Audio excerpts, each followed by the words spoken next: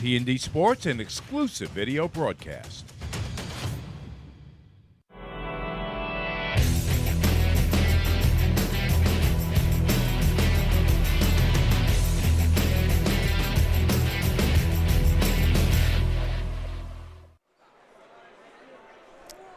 We are live from the Chaminade Activity Athletic Center here at the campus of Chaminade High School in Mineola, New York, where today T&D Sports Video Production presents the NSCHSAA Varsity Semifinals and Finals League Wrestling Championships. Hello everybody, welcome to T&D Sports Video Production. My name is Connor Kuntz, riding solo today, but we have a bunch of fun here. Championship Sunday here on Long Island. Obviously, Super Bowl taking place a little bit down south in Louisiana, but today it's all about these athletes trying to get some points for their team and take home a league championship. Quarterfinals and consolation league rounds are just ending up, so we will be going through the semifinals first on match 1 and 2, and then we will go to the finals just a few hours from now. There's 4 mats in total. We will be focusing on the semifinals and finals. We may be switching through consolation matches as well, but stay with us as the semifinals are just about to begin in a couple of minutes. We take a look at the standings right now. 5 teams in this tournament. Kellenberg in first place with 168.5 points. Chaminade closely behind them with 161 points. Those are the 2 teams right now kind of jockeying for first place. St. Anthony's far behind in third place with 116 points. St. John the Baptist in fourth place with 80 points. And then bringing up the rear is Holy Trinity with 58 points. Consolation's just ending, and we will just about to get set for the semifinals. We'll take a look at our first semifinal matchup. This will be in the 105-pound division. Jaden Ayu from Holy Trinity taking on Chase Cologne from Kellenberg. And on the other mat, we have Anthony DeRitter from Chaminade taking on Chase Berkowitz, who is also from Chaminade. So it'll be a great day of action. It's going to be a long day, but it's going to be a fun day, so I can't wait to hear you. We'll go to a quick commercial break, but we'll be right back with the action. Experience, trusted, proven, excellence.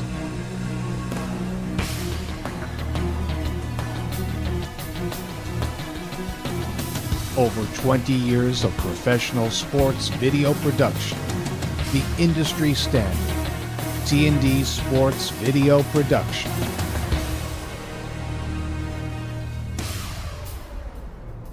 Whether it's a single game, a whole season, or a college recruitment video, T&D Sports is your one-stop video solution. And we are back here from the Chaminade AAC. My name is Connor Kuntz, and we are heading right into the action on mat 1. This first semifinal matchup in the 101-pound division between Jaden Ayu of Holy Trinity and Chase Cologne from Kellenberg. Ayu already with the takedown, so he's up 3-0 on the point system, just trying to control that riding time over Cologne. Ayu, a sophomore, 26-4 record on the year, dominance from the sophomore, and Cologne, a freshman with a 16-14 record, so a lot of experience already as a freshman. Cologne trying to get to his feet, maybe trying to get out of bounds, get a reset. They will be able to get a reset. And now we're back to mat 2, Battle of the Flyers. It'll be Anthony DeRitter against Chase Berkowitz. Anthony DeRitter with the red ankle tape and Berkowitz with the green ankle tape. No score between the two so far. It seems as if DeRitter is on top. And now back to mat 1 as Ayu he's got that hook around that left arm of Cologne. Still a 3-0 lead for Ayu. Controlling that riding time. Maybe trying to flip his hips here, looking for a pinfall. Referee counting a bit. Now he'll hook the right arm of Cologne. Another 3 points for Ayu. It'll be 6-0 now for the sophomore from Holy Trinity. He's going to pick him up. He's going to slam him down. IU still on top in the control here. Cologne does a good job getting off his shoulder blades. It'll be at 2 points, though, for a near fall. 8-0 now in favor of IU. Now he's trying to flip that hip, trying to get those shoulder blades down, looking for a quick pinfall. Winner of this match moves on to the finals. And now back with mat 2. Now we're back on mat 1. Back, quick action. We go back and forth. IU looking for the pinfall attempt. Cologne does a good job escaping, but now IU was looking for it again. A good job on Cologne. Back to mat 2 between DeRitter and Berkowitz. Less than 10 seconds remaining as time expires in period 1. And same with period 1 in mat 1. IU up 8-0 on Cologne. Berkowitz up 3-0 on DeRitter on mat 2. So the Cologne starting on top. IU up 13-0 now. Cologne instantly goes for it. Looking to pick that ankle. Looks at the top, but a great job by IU to get that position. He's on top, and he gets the 2 points to the reversal. An escape point for Cologne. That's kind of what IU wanted. He wanted to take him down, and that'll do it. Jade and IU dominance over the freshman, and IU will be moving on to the 101-pound final.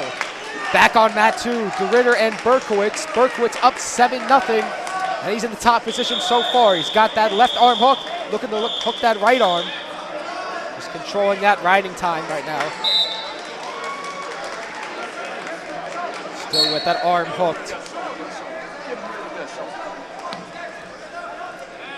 Just controlling the time. He's up 7-0 right now.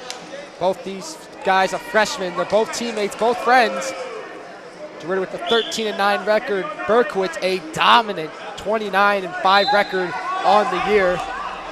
And now we're on mat 2 for the 108-pound division's first semifinal. It'll be Lucas Griffin, the dominant senior out of Chaminade, taking on Isaiah Griffin.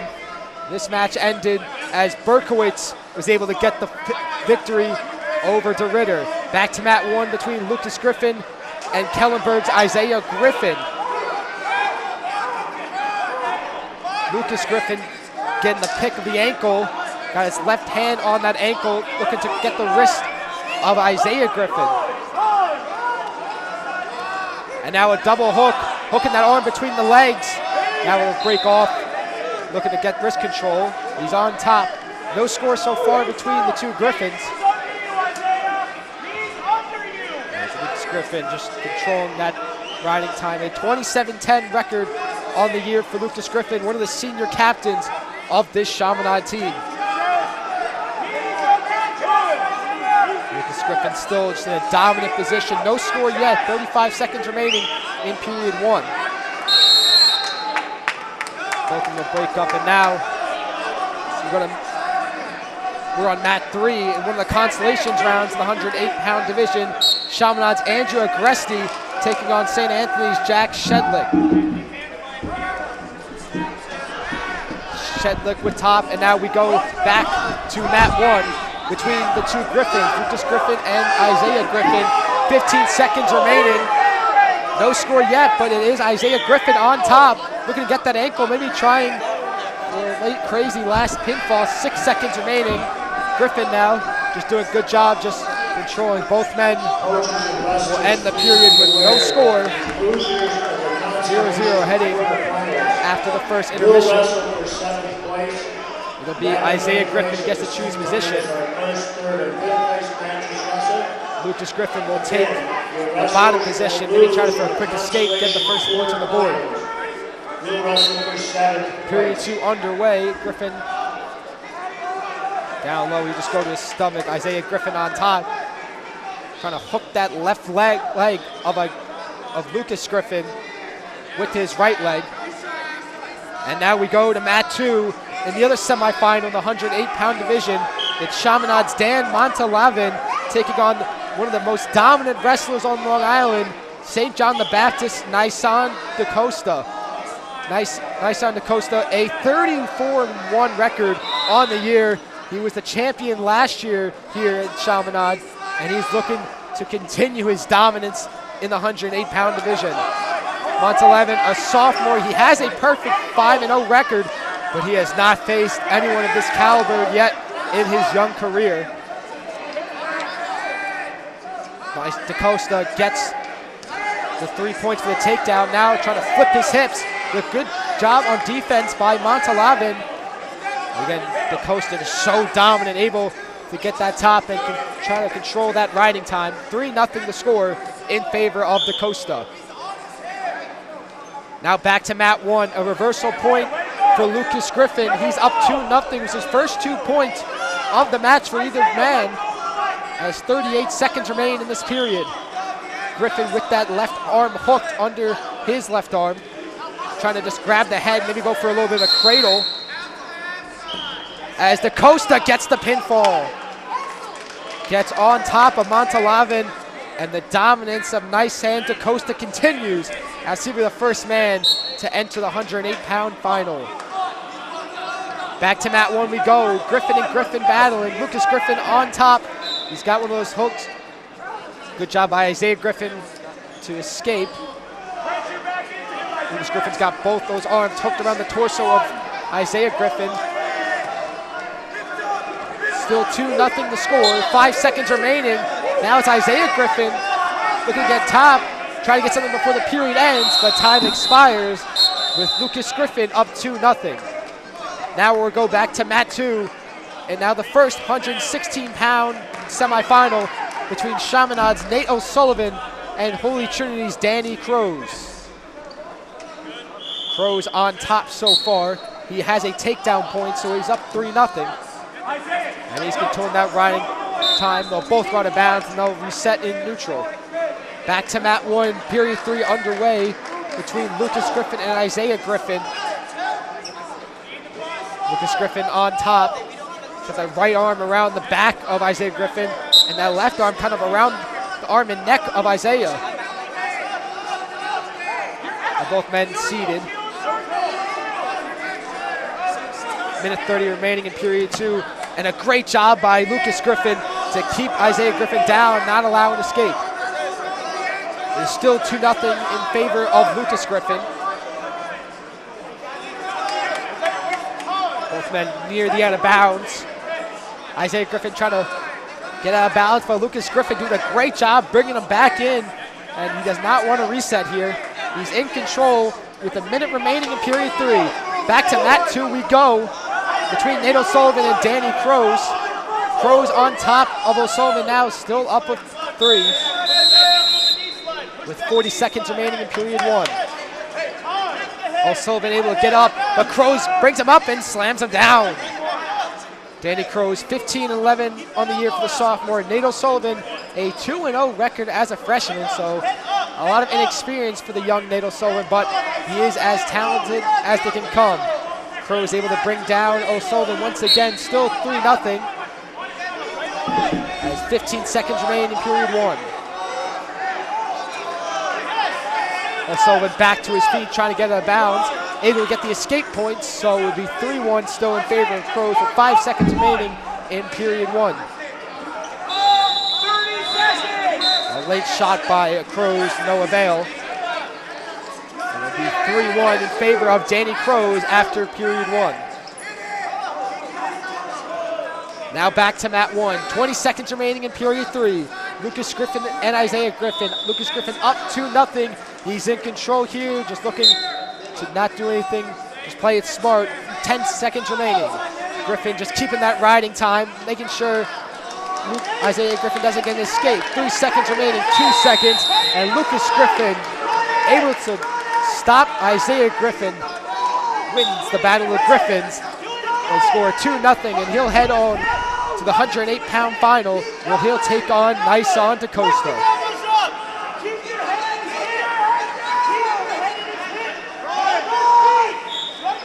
Back to mat 2, Nate O'Sullivan got a takedown, so he's up 3-4, and he gets the pinfall.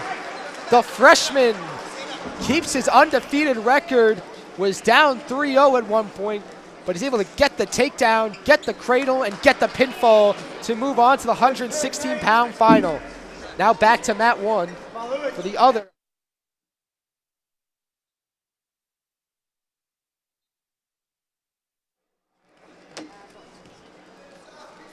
So you've got a technical difficulty. We're back now, and we're on mat 3 in a 108-pound consolation round between Holy Trinity's Alone Balonas and St. John the Baptist Joseph Donovan. Balonas up 4-0 over Donovan. He'll start on top after the reset. He's now up 7-0, and now we go to mat 2, as we go to the 124-pound semifinal between St. Anthony's Justin Castillo, and Chaminade's Louis Kennedy. Castillo with a 31-11 record as a senior. Kennedy with a 25-10 record as a freshman. Both men just hand fighting here in neutral. It's always interesting to see who shoots first. A big feeling out process halfway through the period. Both men still just kind of feeling each other out. Now Castillo's going to shoot, but good defense by Kennedy. Now looking to get a cradle. He's got both arms hooked. Maybe looking for an early pinfall. He gets the 3 points for the near fall, So Kennedy up 3-0 over Castillo.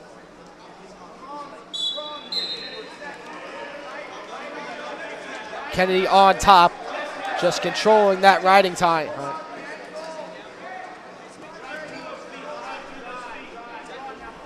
Around 30 seconds remain between Castillo and Kennedy in period 1. Kennedy still up 3-0.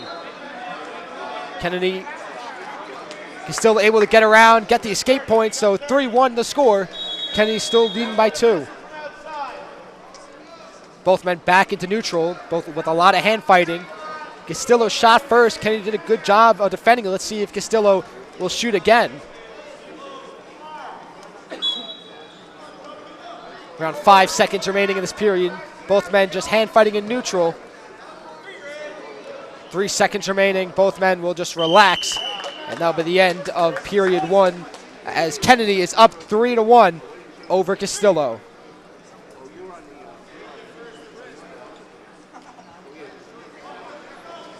Kennedy wins the coin flip, and he elects to go into bottom position. 3-1 the score at the beginning of period 2 in one of our 224-pound semifinals. Now to mat 3, we go back to Balonas and Donovan in a consolation match, and we go to mat 1, where Finnegan O'Brien complete dominance over Nikki Pogisi as the freshman from Chaminade will move on to the final of the 124-pound division. Back to mat 2 in the other 124-pound semifinal. Castillo and Kennedy still battling in period 2. Castillo looking to get a takedown, still 3-1 the score in favor of Kennedy. Castillo just holding that riding time. Kennedy maybe trying to get out of bounds, get a reset. Castillo flips his hips, goes to the other side, keeping Kennedy out of bounds. A great job by Castillo. Still trying to keep that control time. Kennedy trying to get out of bounds, he's not able to do so. Heard a whistle from another match, and now they go out of bounds. And now we go to mat 1, the 131-pound semifinal. Chaminade's Jake Nito taking on St. John the Baptist Nicholas Spano. Nito and Spano both battling for wrist control. Both fighting for that wrist control. They break off into neutral. Back to the middle of the mat. Spano will sprawl. Good job from Nito to meet his sprawl. Both men in neutral. Minute 20 remaining in period 1 between the two. No score yet between Nito and Spano, but a great takedown by Spano. Looking for a neck crank pin. He's got that wrist control. He's digging deep into that crank, but a great job by Nito to escape. And he gets the points for the takedown, which means it'll be 3 points for Spano. But a great job from Naito with the defense to escape that pinfall attempt. He's able to get the 2 points for the escape, or the reversal I should mean, and now a point for the escape, all tied up at 3 between Naito and Spano. Both men back in neutral, 30 seconds remaining in period 1. Naito goes for the takedown. He's able to get those 3 points. Back to mat 2. Kennedy and Castillo still battling. Period 2 ending with Kennedy on top, up 7-1 on points, as Castillo will take bottom position for the beginning of period 3. Period 3 begins with Kennedy on top. Castillo maybe looking for an early escape.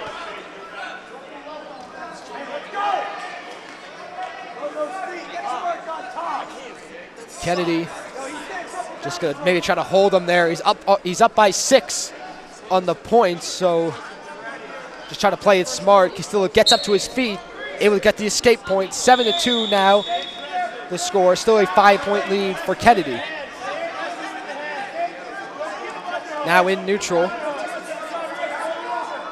With men just going at their heads. Castillo was looking for a leg sweep. Good job from Kennedy on the defense. Now back to mat 1 as period 1 ends with a 6-1 lead for Jake Naito.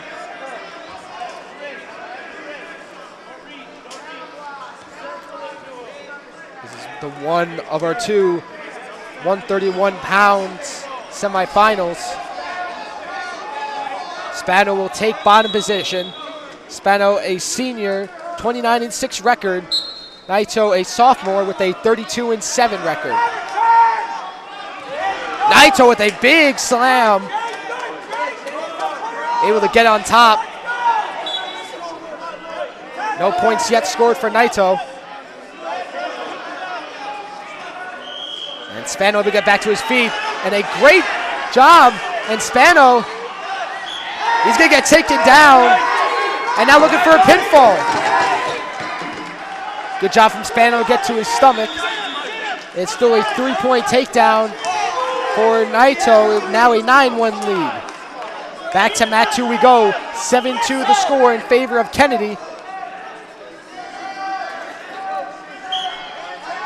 That's back to mat 1. 9-1 the score in favor of Naito. Minute 10 remaining. And now back to mat 2. Kennedy and Castillo still battling here in period 3. Period 3 just about to end, and Kennedy still gets the escape. Still needs a Hail Mary shot. Kennedy up 12-3. And that's it for period 3. And now Naito looking for the pinfall. Spano in a lot of trouble here. You see on his face, trying to escape. Naito gets the pinfall. Jake Naito, the sophomore, gets the win over Nicholas Spano, and he'll head to the 131-pound final. Now we go to mat 2. So it looks like our second 131-pound final between Kellenberg's Elijah Carrington and Chaminade's Jack Carroll. Now we go to mat 3. Way to go, Jake. Will be another consolation round in the 124-pound division. St. John the Baptist, Mateo Del Duca, taking on Kellenberg's Jaden Quispe, excuse me.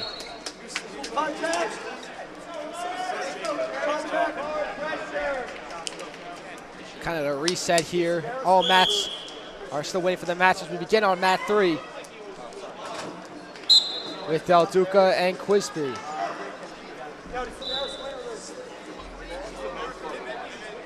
Both men in neutral. Now we go to mat 1 for our first 138-pound semifinal between St. Anthony's Lorenzo Saccharese taking on Kellenberg's Nicholas Babritzer. Saccharese has that leg. But a great job from Babritzer. Staying calm and just controlling right now. Both men kind of jockeying for a little position. No score yet between the two. Zacharisi put a lot of pressure on Ritzer's ankle. And now Ritzer has a leg. But it'll be Zacharisi who gets the 3 points for the takedown. And now he's on top in the riding position.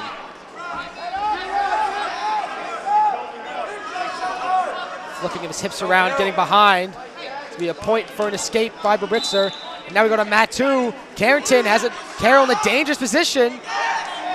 It'll be a takedown for Carrington, which is a near fall, but it won't be a pinfall. Now back to mat 1.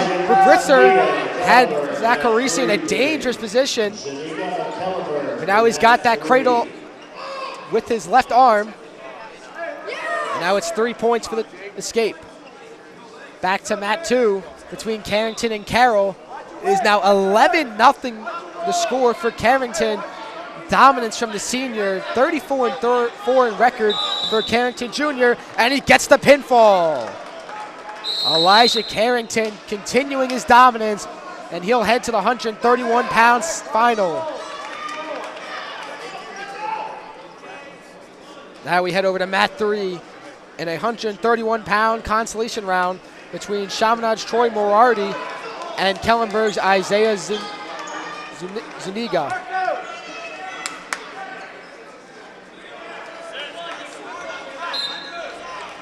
Back to mat 1, period 2, beginning between Ritzer and Zacharisi. Zacharisi up 8-7 on the points, and he'll start in the top position. Ritzer able to get to his feet. And he gets the point for the escape, all tied up at 8 on points. Ritzer shoots for a double leg. Now transitioning to the single leg. Good job from Zacharisi on the takedown defense. Ritzer goes back in. A lot of wrist control. Another good job on defense by Zacharisi. Both in neutral. They'll head to the center of the mat. And now it's Zacharisi shooting, and now this time it's great defense from Ritzer. Zacharisi able to flip his hips. No points yet scored. Still 8-8 to score with 1:10 remaining in period 2. And now it's 3 points for Zacharisi for the takedown. And now he is on top. Up 11-8 in score with 50 seconds remaining in period 2. Zacharisi just keeping that riding time. He's got a 22-15 record as a junior. For Ritzer, 24-10 as a junior. And now we move back to mat 2 in the other 138-pound semifinal. It's Seamus Cusack, the 42-6 senior. And we had a tap as Cusack down, holding his neck. It was Marco Sigliano, the sophomore from Kellenberg, and Cusack is down, and he is in the, hopefully he's okay, but we'll move back to mat 1. 10 seconds remaining, 12-11 the score in favor of Nicholas Ritzer over Lorenzo Zacharisi. 2 seconds remaining, and time expires in period 2 with Ritzer up 12-11. We move back to mat 3 between Moriarty and Zuniga, Moriarty up 3-0 in this battle between freshmen in a 131-pound consolation match.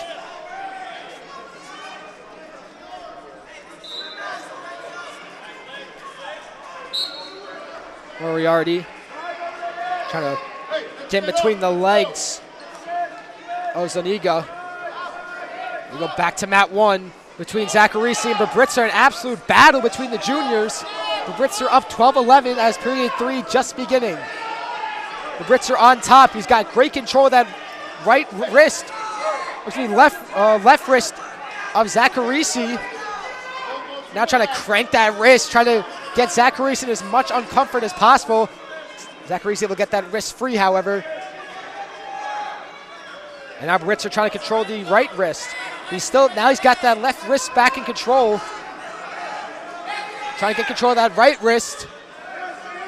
Now he's got his hands, flip his hips maybe for a pinfall.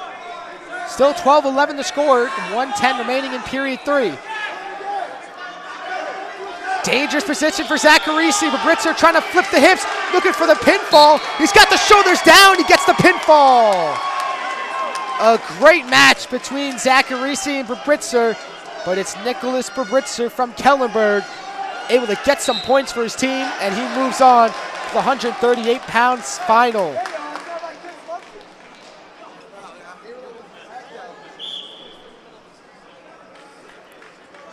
A great match between the two. Now we go back to mat 1. There's a little bit of a scary situation. Mat 2, excuse me. Cusack right away grabbed the back of his head. He seems to be okay. So it'll be Seamus Cusack, the senior with a 42-6 record, taking on Marco Sigliano, the sophomore with a 19-8 record. This is the second of the 138-pound semifinals, where this will go on to face Fabrizio in the final. Just a little bit of talk between the referees and the St. John the Baptist coaches.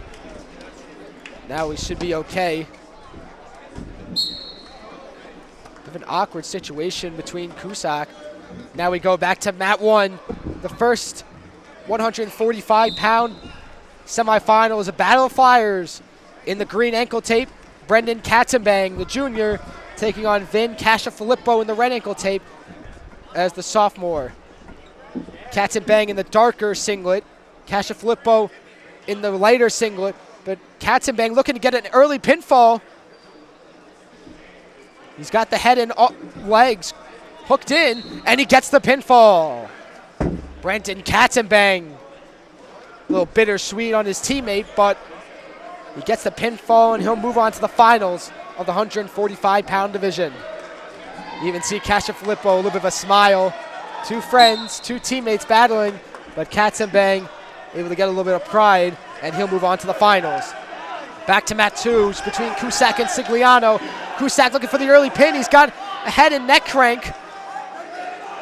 Good job from Sigliano, keep his shoulder blades off the ground, using it on his tippy toes, but Cusack keeping that driving with his armpits. He's up. He's actually down 3-0, but he's got Sigliano in a dangerous position, and a great job by Sigliano on the defense, and he's able to get the points for the reversal.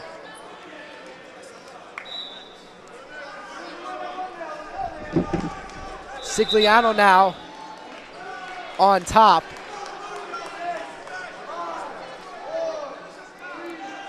As period 1 just about to end between Cusack and Sigliano. Now back to mat 1, this time a battle of the Firebirds as Joseph Estrella in the green ankle tape takes on Brendan Barkley in the red ankle tape. Estrella is senior with a 24-12 record, and Barkley a freshman with an 18-11 record. This matchup taking place in the 152-pound division. It's Estrella right now in the dominant position. He gets the 3 points for the takedown. And now back to mat 2, period 2 beginning between Cusack and Sigliano. Cusack up 6-5 on points over the Firebird. Cusack. Sigliano gets to his feet, but Cusack does a good job driving him back down. Now maybe looking for a hook on that arm. Still up 6-5. Just control that riding time.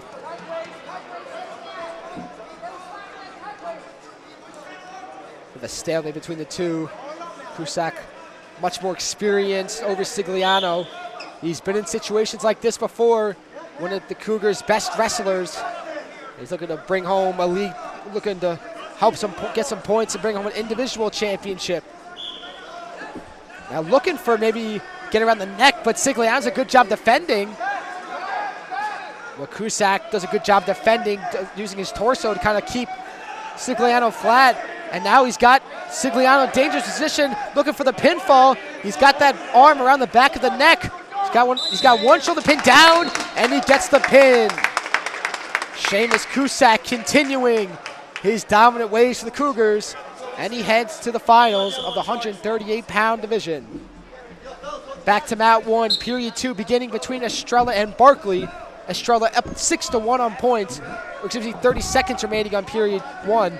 Both men just resetting at the center of the mat. It'll be Estrella on top. Both men teammates. And you can almost see Estrella, almost a mentor to the younger Barkley. Both men worked very hard together during the season.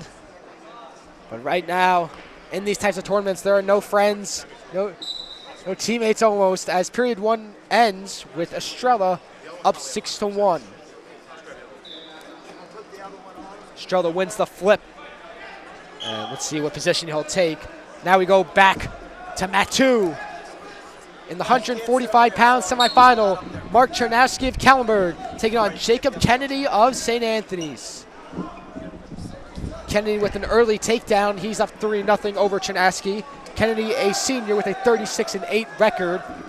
Chernowski, a junior with a 21-11 record. Minute 35 remaining in period 1. Kennedy up 3-0 on the points. He's got control of the left wrist of Chernowski.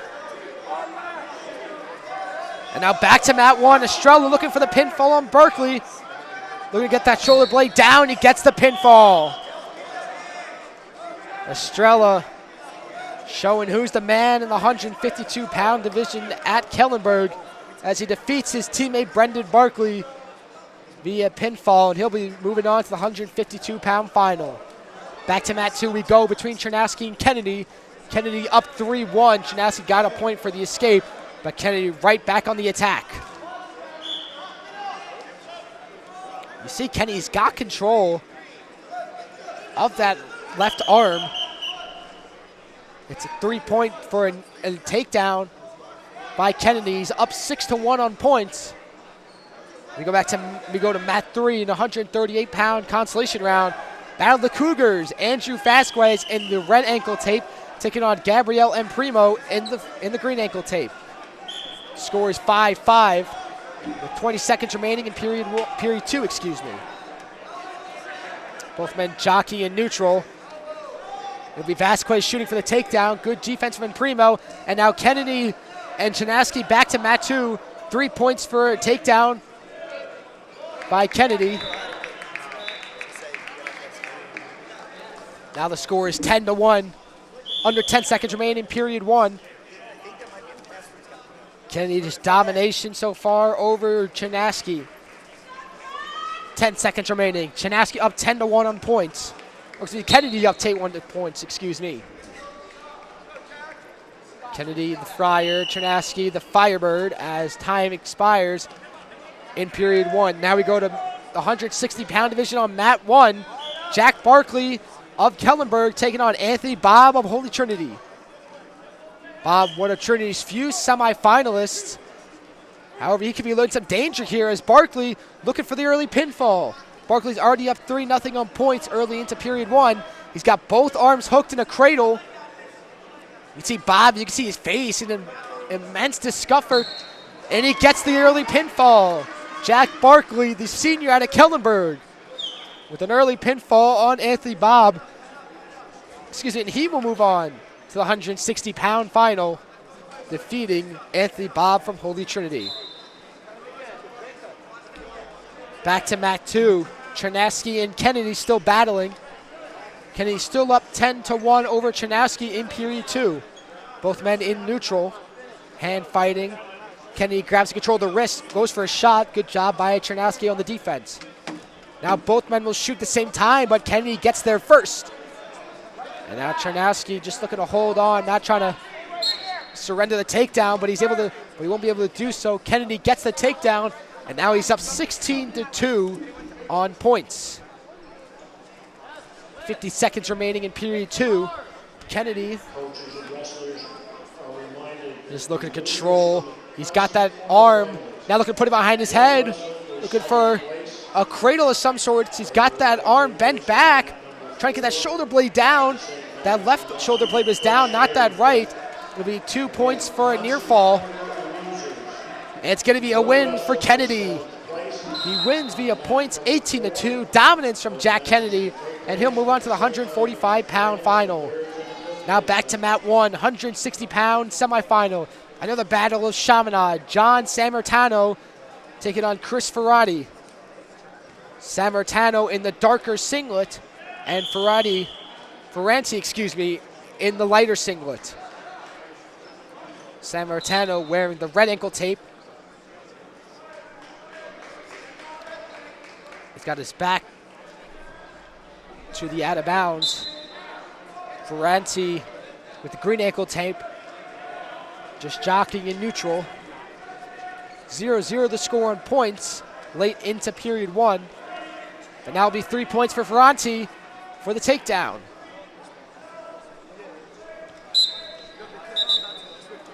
Ferranti, the junior, the 17-10 record. Sammartino, another junior, with a 22-19 record. So both of these guys teammates, both these guys friends, looking to battle for a plot in the final. Now you have a battle of titans between Lucas Izquierdo, and Matthew Sartor. Sartor wearing the red ankle tape, Izquierdo, with the green ankle tape. It's a 152-pound semifinal. Sartor, the senior, with a 28-6 record. Izquierdo, the freshman, with a 24-14 record. 0-0 the score, with less than a minute remaining in period one. Izquierdo gets taken down by Sartor. He's 3 points for the takedown by Sartor.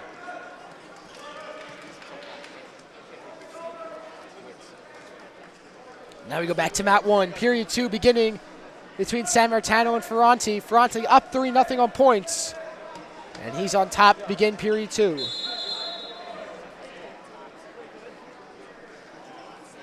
got that left arm under the torso, trying to flip his hips or get control of that wrist. He has control of that palm, really.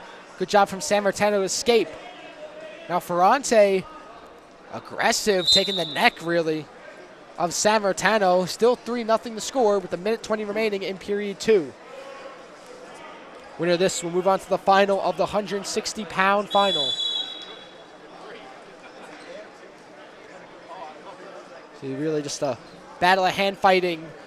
Ferranti doing a good job, staying calm, battling for wrist, and Sammartino at the same time doing a good job on the defense. And now it's Sammartino. He's got control of the wrist. And he's got under the neck, so maybe try to get his arms together, but a good job from Sammartino to escape the hold. 44 seconds remaining, still a 3-0 lead for Ferranti. He's been on top this entire period.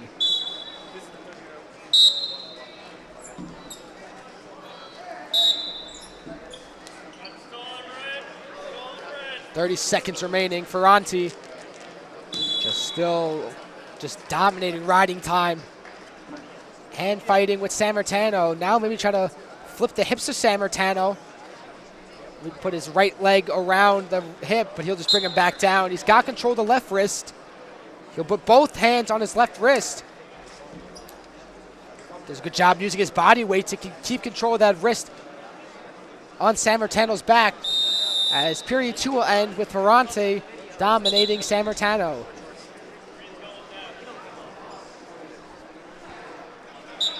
Back to mat two. Period two begins between Izquierdo and Sartor. Sartor up 3-0 over the freshman.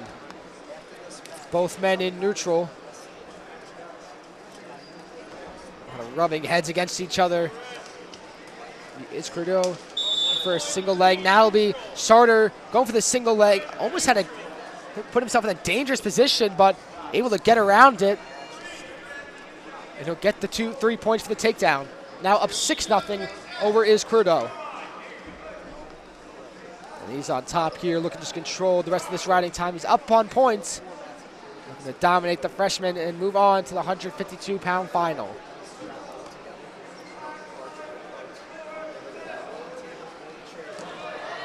Back to mat one we go. Sammartino and Ferranti. Ferranti up 7-0 in period three. And now maybe looking for a pinfall. He's got both shoulders down.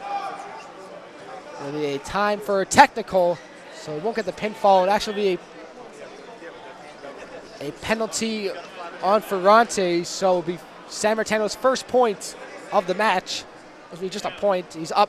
He's down 9-1 against Ferranti. He'll elect to take bottom position. Ferranti will start on top. Minute 9 remaining in period 3.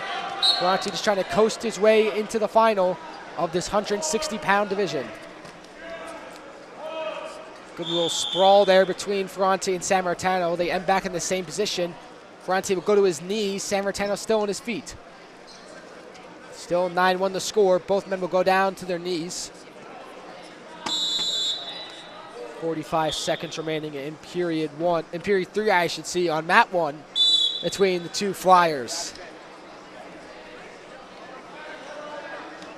Ferranti just control this time. He looks to be coasting to the final. With 30 seconds remaining, nothing's dumb here. Just play it smart and he'll move on to the final. You can see there just keeping Sammartino down. Doesn't want him to get up. Don't want a crazy last second ditch pin. But good job from Ferranti. 15 seconds remaining, all things considered. It looks like he will move on to the final of the 160-pound division.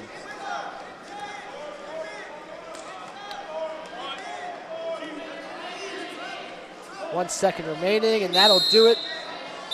Ferranti was looking for a pinfall attempt, but time expires. He gets the 3 points, but it won't matter as Chris Ferranti, I should say, the junior, moves on to the final of the 160-pound division.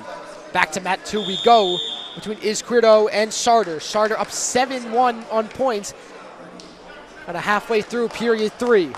Both men will go out of bounds, so they'll reset.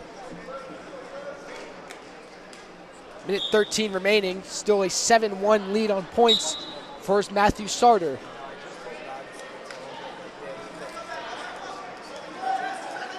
Sartor denies the takedown of Izquierdo, kind of just fighting with the head, really, with his hands. Does a good job and even gets the reversal over Sartor, or excuse me, a takedown from Sartor. So it'll be 10-1 the score with 50 seconds remaining.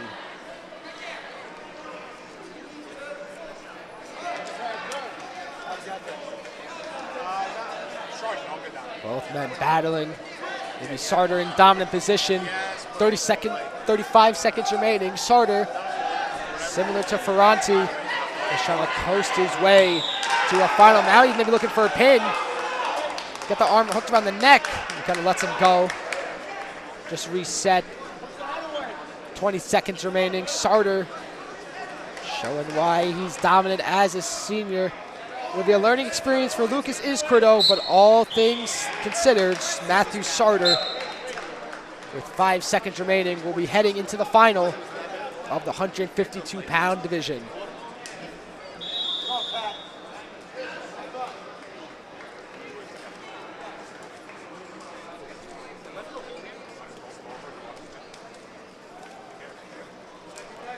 Now we go back to mat 1, the 170-pound division, the first semifinal between Pat Ryan from Chaminade and Chris Parisi from Kellenberg. Both these men juniors. As they start off in neutral, halfway through period 1, no score between the Firebird and Chaminade battle. I should be saying Kellenberg and Chaminade battle. As Parisi looking for the pinfall attempt on Pat Ryan. He's got both shoulder blades down. He's got one down at least. Trying to get both down. He's already got 3 points for the takedown, and he gets the pinfall. Chris Parisi wins this battle between a Flyer and Firebird as he defeats Pat Ryan and will move on to the final of the 170-pound division, where he will face one of his Firebird teammates as we head to mat 70, the second 170-pound semifinal.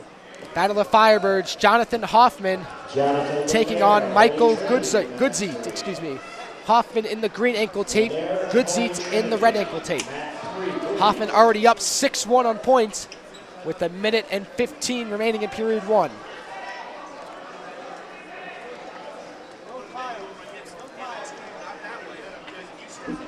Reminder, after this semifinal, we'll take a little bit of a break, and then we'll get into the action of the finals. But right now, it's dominance from Jonathan Hoffman, trying to get both shoulder blades down at Goodziet. He's got both shoulder blades down. He gets the pin. Jonathan Hoffman quickly with the dominance. He defeats his teammate Michael Goodsey and will move on to the final of the 170-pound division. Now we begin the semifinals of the 190-pound division. A battle between a Friar and a Cougar, as it's Joshua Jorge taking on Anthony Rodriguez. Jorge from St. Anthony's, Rodriguez from St. John the Baptist. Jorge does a great job on the defense with a reversal and now takes the back of Rodriguez. Jorge ups 9-2 on points with a minute 20 remaining in period 1. Jorge, dominant senior from St. Anthony's, 32-3 record. Rodriguez, a dominant sophomore in his own right, a 34-8 record. Rodriguez will shoot, but Jorge does a great job on the takedown defense. Now he'll shoot for the single leg and gets a great job on the reversal. Now he takes the back. We go to mat 2, the other 190-pound division. Patrick Donovan from St. Anthony's taking on Luke Chernowski from Kellenberg. Chernowski is up 3-0, and now a pinfall attempt from Jorge on mat 1.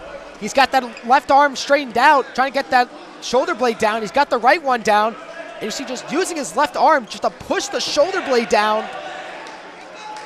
Now he'll slow down a bit. Now he'll use his other shoulder to try to get the shoulder blades down. Good defense so far from Rodriguez.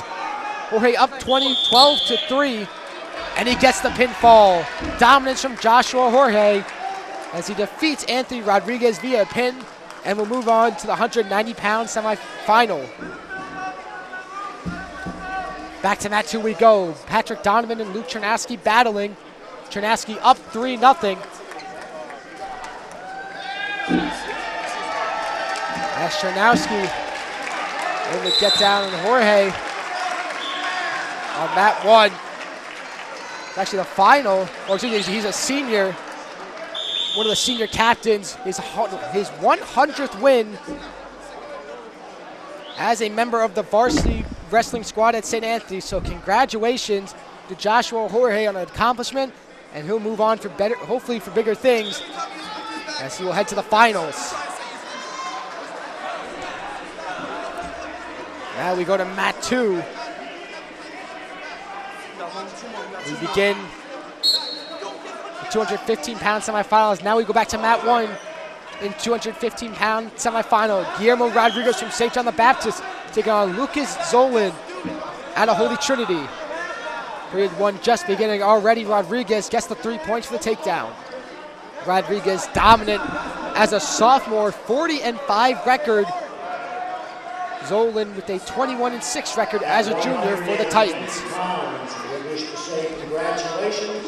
As these semifinals continue, we'll take a quick look at the overall standing. Chaminade leapfrogging Kellenberg.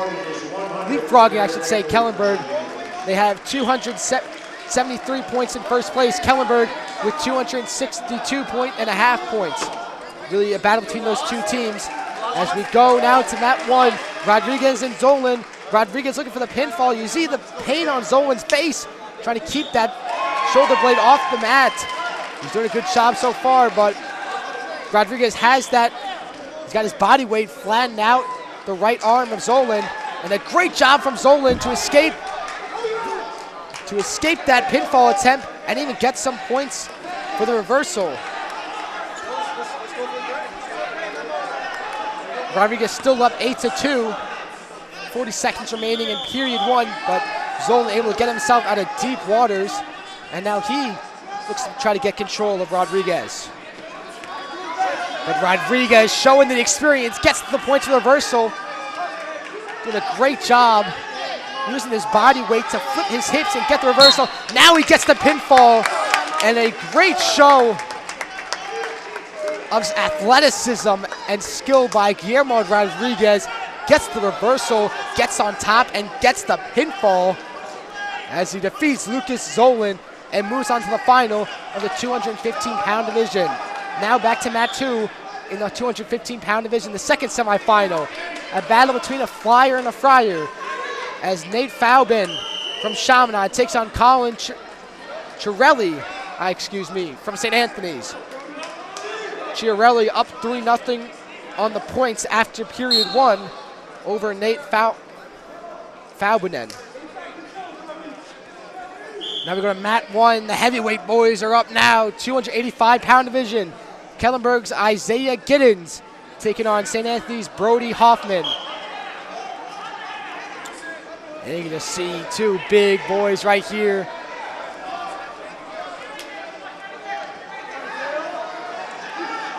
Giddens and Hoffman. 30 seconds into period 1. No takedowns yet, no shots yet.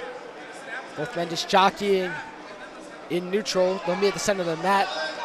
A lot of hand fighting in the head, trying to get control of the neck area.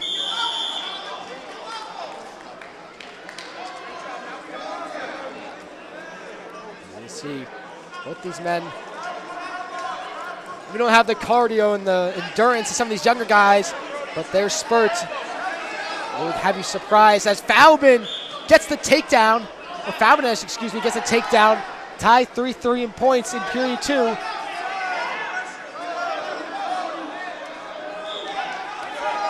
Faubin on top of Chiarelli. Faubin, a junior with a 21-12 record. Chiarelli with a 26-10 record as a senior. Chiarelli does a smart thing, trying to escape out of bounds. Back to mat 1 between the heavyweights. Giddens and Hoffman, no score yet with under 30 seconds remaining in period 1. No real shots between the two yet. Both men just kind of battling in neutral position. Was looking for a leg sweep.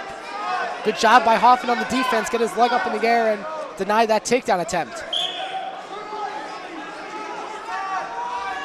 Both men, they're on mat 1, so they're right near my booth, and you can just see the size of these guys as period 1 ends with both men jockeying for position. 0-0 the score after period 1.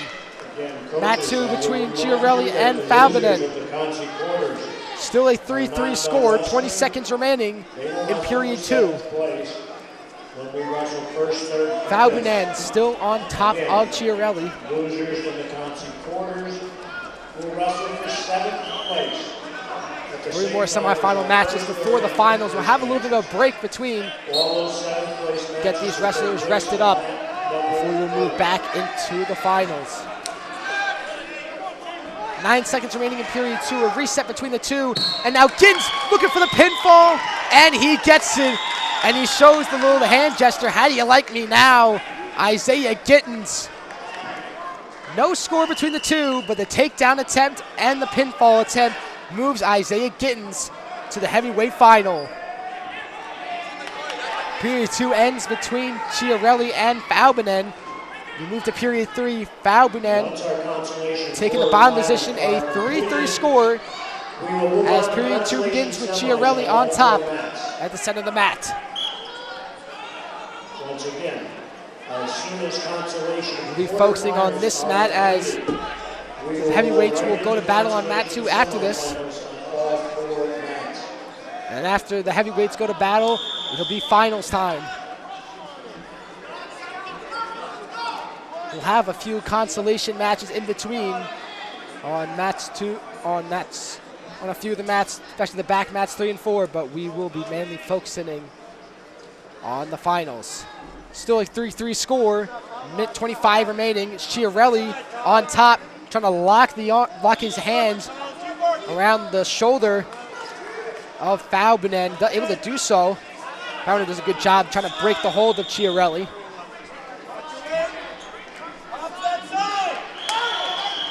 Now it's Chiarelli with the hook behind. Faubin gets the points for the escape, so he's up 4-3 on points. Minute remaining in period 3. All our eyes are on mat 2 between Chiarelli and Faubin. Faubin up 4-3, 50 seconds remaining. Both men jockeying in the neutral position now. It's Chiarelli with a takedown. Faubin did a great job keeping his hips level and defending the takedown. Less than 30 seconds remain, and he gets the takedown. A great job by Chiarelli keeping with the takedown, and he gets it.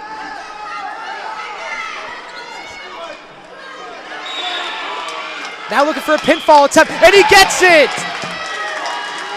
Colin Chiarelli down by 1 With under a minute remaining, he knew he had to go. He gets the takedown to take the lead, but he says, I want more, and he gets the pinfall to move on to the final of the 215-pound division. Now we go to mat 3, a consolation match in the 190-pound division between Adrian Parsiak from St. Anthony's and Christopher Broles from Holy Trinity.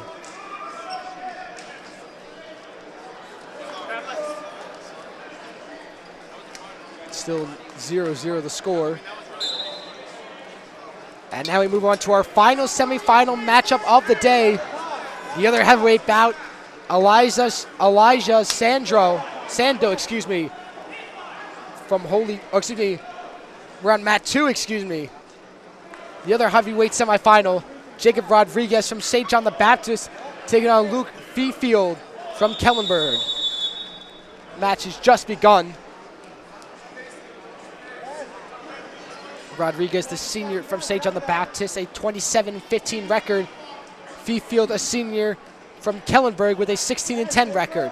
Rodriguez will blitzkrieg really at Rodriguez, but a great job by Fifield to keep calm, and he gets the points for the takedown, and he'll just drive in. He's up 3-0 on points as they'll reset both men go out of bounds with a minute 14 remaining in period 1.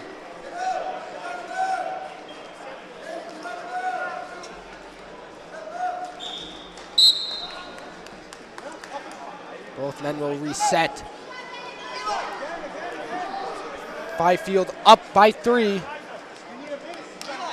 Looking for wrist control.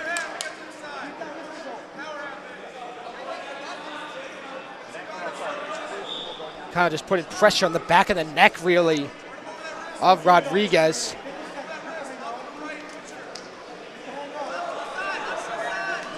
Roberto Benitez, St. John the Baptist. And just a great job by Fifield so far. Just continuing that riding time. 35 seconds remain in period 1. And you see you see what Fifield's doing, really putting pressure on the back of the head, really, of Rodriguez. Again, you want to put your opponent as much uncomfort as possible, and he's doing a great job so far. As 15 seconds remain, with Fifield still up by 3. Great job by Rodriguez to get to his feet, trying to get the escape, but a great job by Fifield to keep his hands locked as period 1 ends with Fifield up 3-0 over Rodriguez.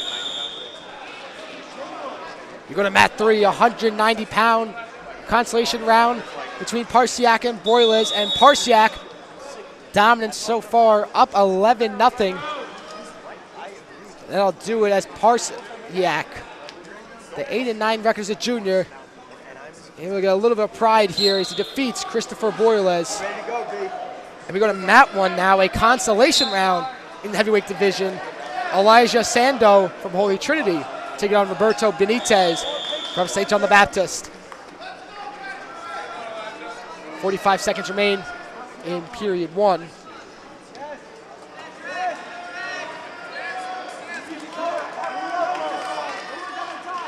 And we'll go back to mat 2 for the semifinal, period 2, beginning. 3-1 the score between Fifield against Rodriguez.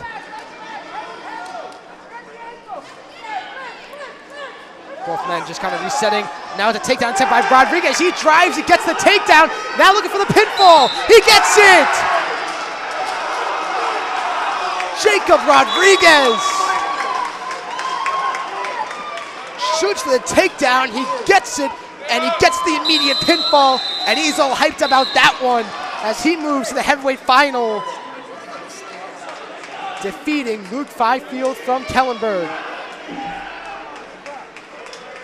So after that incredible win from Rodriguez, that's the end of the semifinals. We will take a quick break, but after this, stay with us. We will be back for the finals. Experience. Trusted. Proven. Excellence.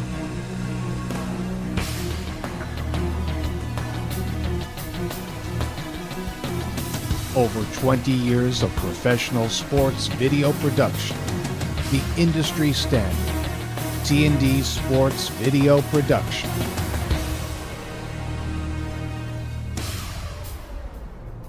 Whether it's a single game, a whole season, or a college recruitment video, T&D Sports is your one-stop video solution.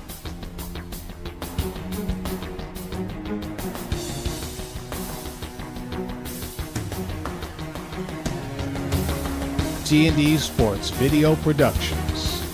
All sports, all levels, all the time.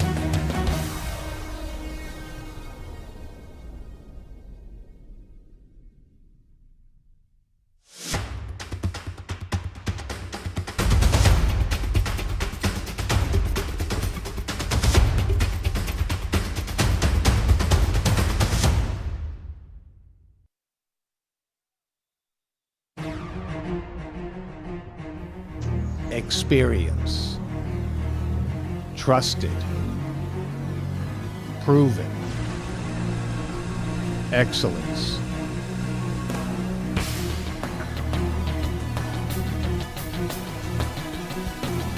Over 20 years of professional sports video production. The industry standard. T&D Sports Video Production.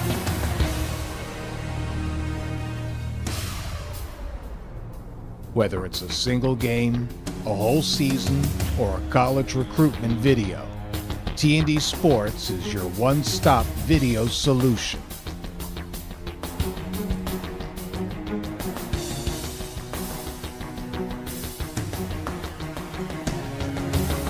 T&D Sports Video Productions.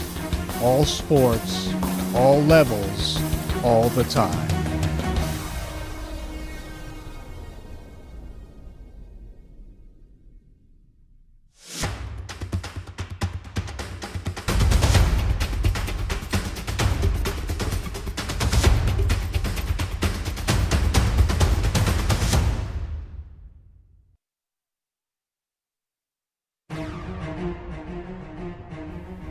Experience. Trusted. Proven. Excellence.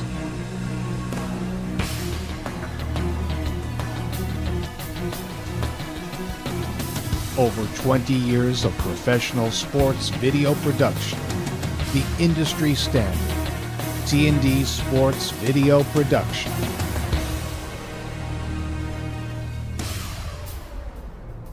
Whether it's a single game, a whole season, or a college recruitment video, T&D Sports is your one-stop video solution.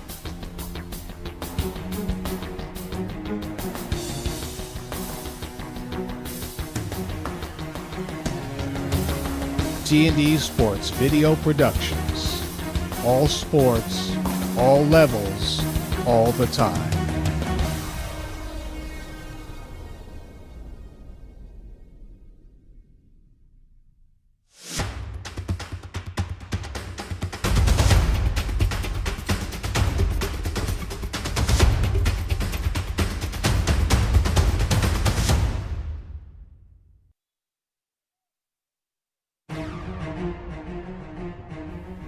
Experience.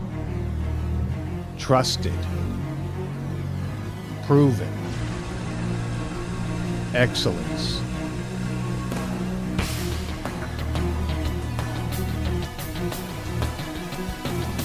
Over 20 years of professional sports video production. The industry standard. T&D Sports Video Production.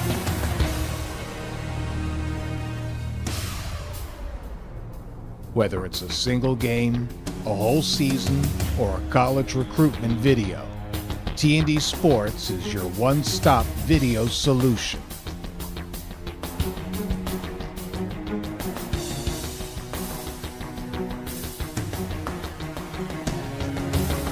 T&D Sports Video. Everyone to T&D Sports Video Production. My name is Connor Kuntz, and we have finished the semifinals. And we got a bit of a wait for the finals. They'll start at 4 o'clock. It's currently 3:15, so we have a bit of a 45-minute wait. So we will hop back and forth between a few different constellation semifinals. We'll just keep the broadcast. I won't be on until the finals. But I want to mention the standings right now as a big jump by the Firebirds from those heavier weight classes. They are now up over Chaminade. They have 321.5 points compared to Chaminade's 273, and it's really just a two-race battle between those two schools. St. Anthony's in third place with 199 points, St. John the Baptist with 154 points, and Holy Trinity with 110.5 points. So that'll be it for me right now. Again, the finals will be back on around 45. Around their minutes will start at 4 o'clock, but right now we'll take a wide shot of the few consolation rounds, semifinals, and finals happening right now.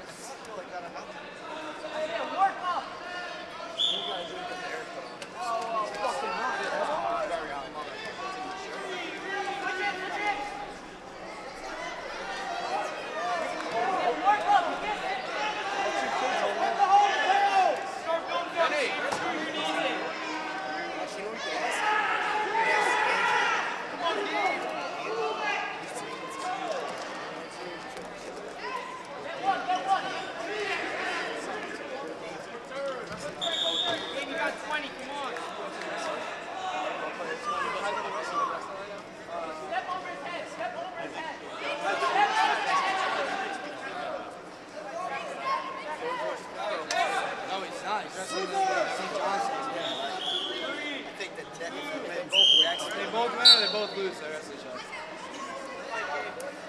They might have to wrestle each other to get to the States.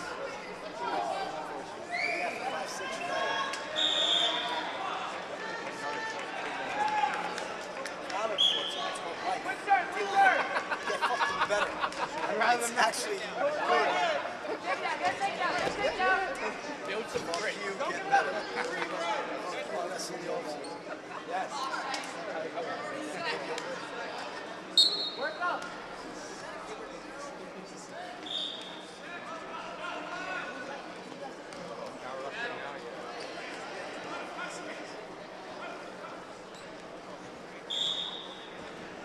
Stepping up, kid.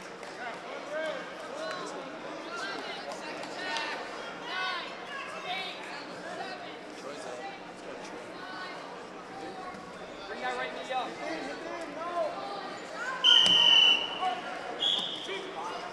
Bring it, Gabe, come on. Yeah, Gabe.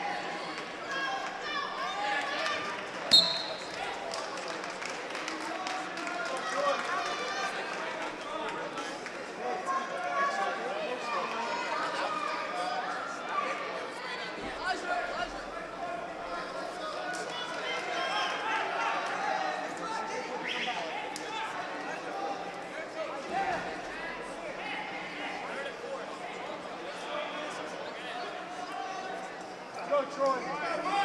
Well, Waddy.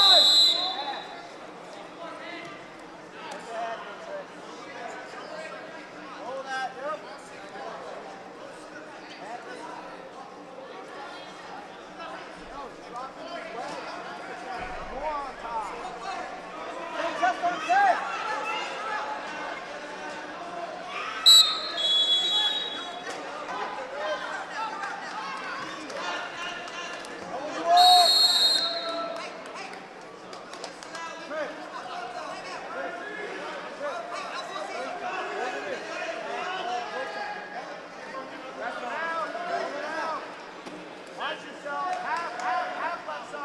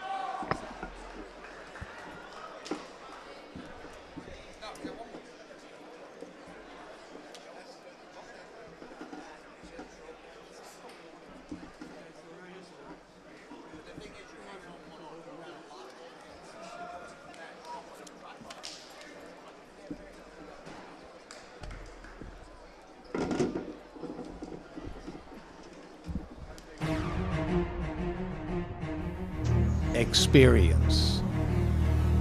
Trusted. Proven. Excellence.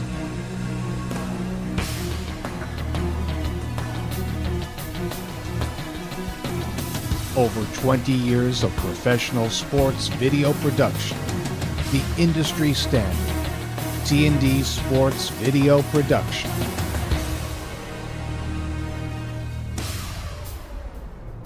Whether it's a single game, a whole season, or a college recruitment video, T&D Sports is your one-stop video solution.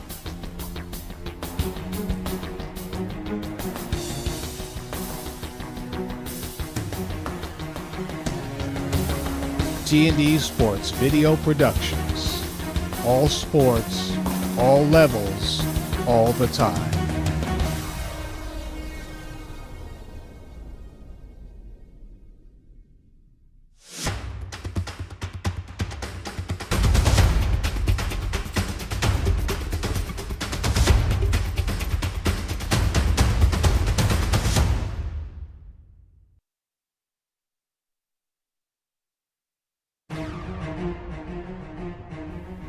Experience.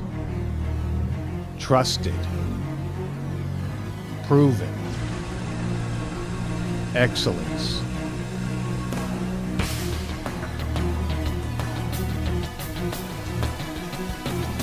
Over 20 years of professional sports video production. The industry standard. T&D Sports Video Production.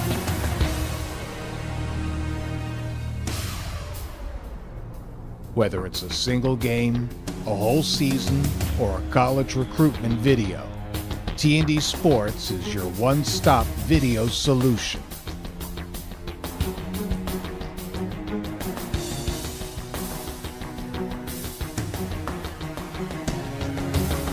T&D Sports Video Productions. All sports, all levels, all the time.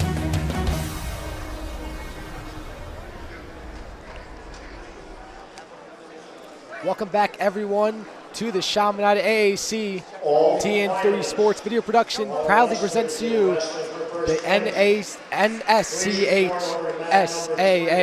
Got it right that time. The semifinals and finals of the Varsity Wrestling League Championships, and we are just about getting ready. As Bruce Buffer says, it's time. Finals are just beginning in a few minutes. All the constellations are sort of wrapping up here. We'll be on mat 1 most of the time for the finals, and we're getting an announcement right now. We'll take a quick break, but we will be right back with the finals.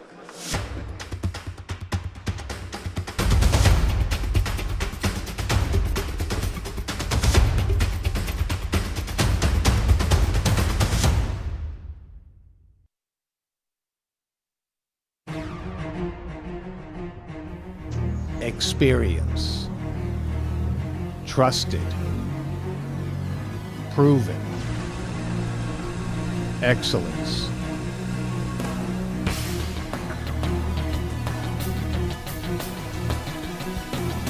Over 20 years of professional sports video production. The industry standard. T&D Sports Video Production.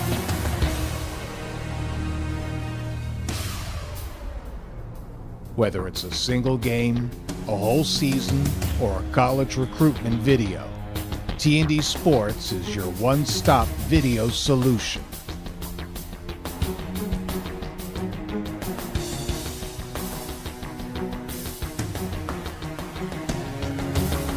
T&D Sports Video Productions. All sports, all levels, all the time.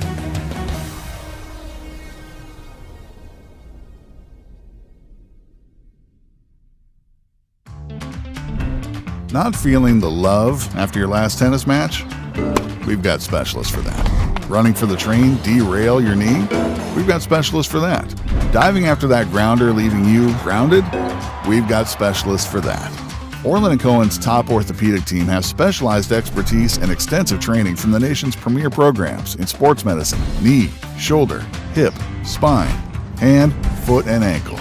So you can feel better, faster.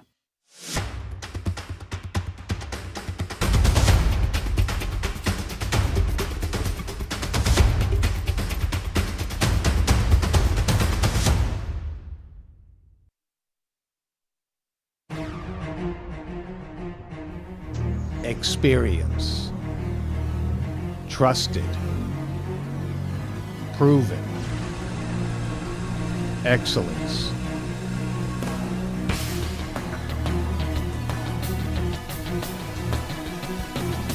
Over 20 years of professional sports video production.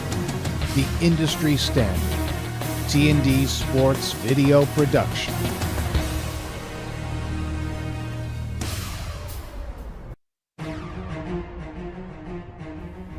Experience. Trusted. Proven. Excellence.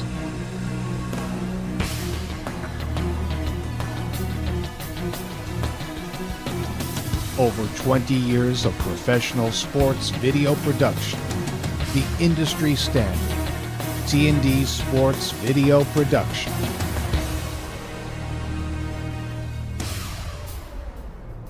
Whether it's a single game, a whole season, or a college recruitment video, T&D Sports is your one-stop video solution.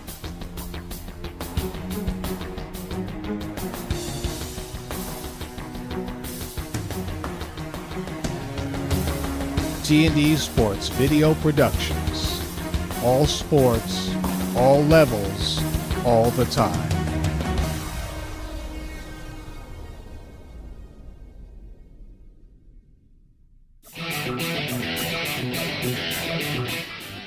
There's a nice dish, and there's a score. Birdie goes boom. Incredible pass. That's Chloe Humphrey. That's a beautiful move. Eaton goes, she shoots. High! No! A goal! Eaton is eating! Calabria ahead inside. High save again. 15 saves. She is the real deal. Gotta give it up. He does to his brother who scored. Spallina to Spallina. Gives it up, McNamara. He rips it and he scores.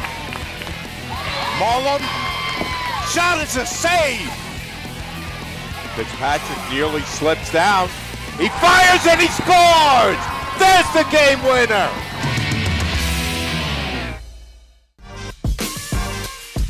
Byrne comes around the left side. Shot and a goal! Liam Byrne with the first. Scored another one. They scored one. A shot and a save. Bonacera. Very patient. Shot and a goal. Great there job. he is. Great. Patrick Island.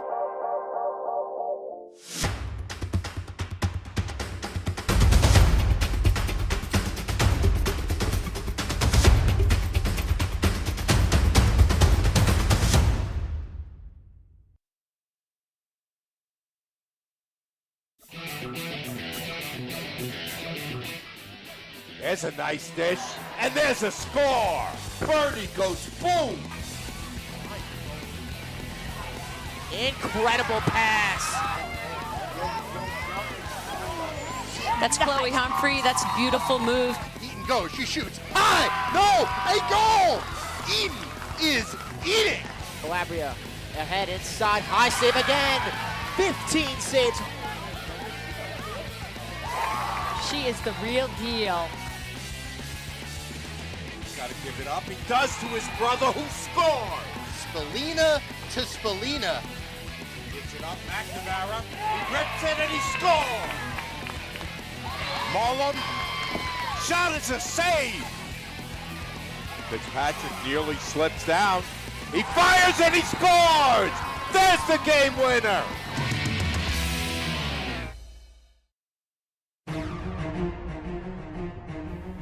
Experience. Trusted. Proven. Excellence.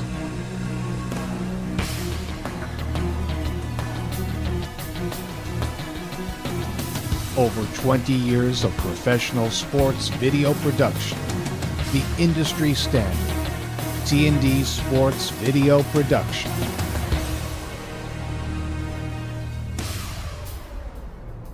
Whether it's a single game, a whole season, or a college recruitment video, T&D Sports is your one-stop video solution.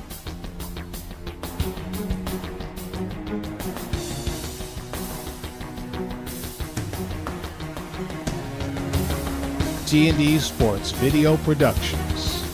All sports, all levels, all the time.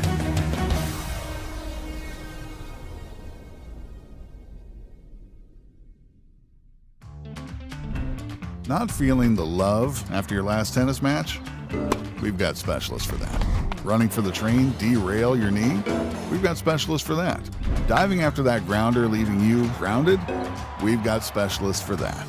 Orland & Cohen's top orthopedic team has specialized expertise and extensive training from the nation's premier programs in sports medicine, knee, shoulder, hip, spine, hand, foot, and ankle. So you can feel better, faster. Byrne comes around the left side. Shot and a goal! Liam Byrne with the first. Scored another one. They scored one. A shot and a save. Bonacera. Very patient. Shot and a goal. Great there job. he is. Great. Patrick Island.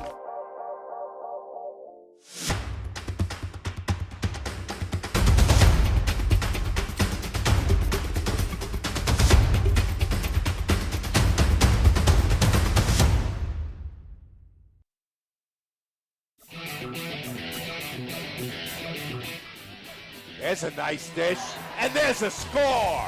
Birdie goes boom. Incredible pass. That's Chloe Humphrey. That's a beautiful move. Eaton goes. She shoots. High. No. A goal.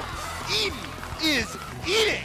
Calabria ahead inside. High save again. 15 saves. She is the real deal. He's got to give it up. He does to his brother, who scored. Spalina to Spalina. Gives it up. McNamara. He rips it and he scores. Mullum. Shot is a save. Fitzpatrick nearly slips down. He fires and he scores. There's the game winner. Welcome back, everyone. T&D Sports Video Production presents the NSCHSAA Varsity Finals now of the League Wrestling Championships. My name is Connor Kuntz, and we are just about to get set here for the finals. As we will start off in the 101-pound division with Jaden Iyer from Holy Trinity and Chase Berkowitz from Chaminade. Most important part of this, let's take a look at the standings. As I mentioned before, it's a two-man race, two-team race between the Firebirds and the Flyers. Kellenberg with 399 points, Chaminade with 319, so an 80-point difference. But here's the key. You look at the finals right now, Chaminade dominates in the finals when you go to the lower weight classes. From 101 pounds to around 160 pounds, they have got at least one guy in the finals. So if they can win those matches, they can get those finals and get those points. But after that, past 160, they have no one, and that's where Kellenberg has a lot of guys that they can win and they can get their point total up. So it'll be key, especially in these finals, for Chaminade and Kellenberg, able to get those point totals and get their team the victory for league championship. As I mentioned, we are just starting soon. Thank you so much for T&D Sports Video Production. Thank you so much for Chaminade for hosting this once again. My name is Connor Kuntz. Ryan solo today, no one around me, but it was an absolute blast, and we're just getting started with the finals of the Varsity League Tournament. As all final matches will take place on mat 1. We'll have a few consolation matches on mats 2, 3, and 4, but the main focus, we will focus on the final matches. And as I mentioned, we will start very shortly with the 101-pound finals. Jaden Aou from Holy Trinity taking on Chase Berkowitz from Chaminade. Holy Trinity last place with 115 points, so they're out of the running. And as I mentioned, really, it's Kellenberg and Chaminade. St. Anthony's in third place with 240, and they don't have that many guys. It's really a race between Chaminade and Kellenberg.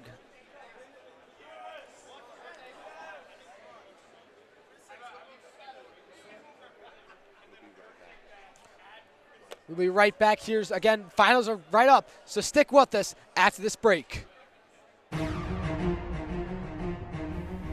Experience. Trusted. Proven. Excellence.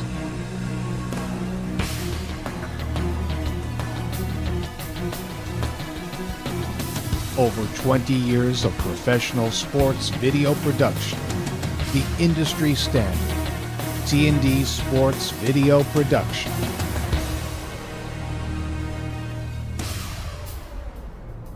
Whether it's a single game, a whole season, or a college recruitment video, T&D Sports is your one-stop video solution.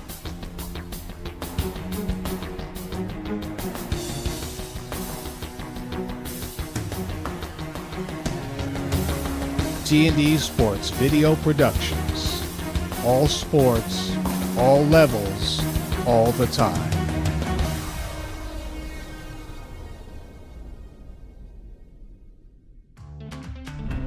Not feeling the love after your last tennis match? We've got specialists for that. Running for the train, derail your knee? We've got specialists for that. Diving after that grounder leaving you grounded? We've got specialists for that. Orland & Cohen's top orthopedic team has specialized expertise and extensive training from the nation's premier programs in sports medicine, knee, shoulder, hip, spine, hand, foot, and ankle. So you can feel better, faster. There's a nice dish, and there's a score. Birdie goes boom. Incredible pass. That's Chloe Humphrey. That's a beautiful move. Eaton goes, she shoots. High! No! A goal! Eaton is eating! Calabria ahead inside. High save again. 15 saves.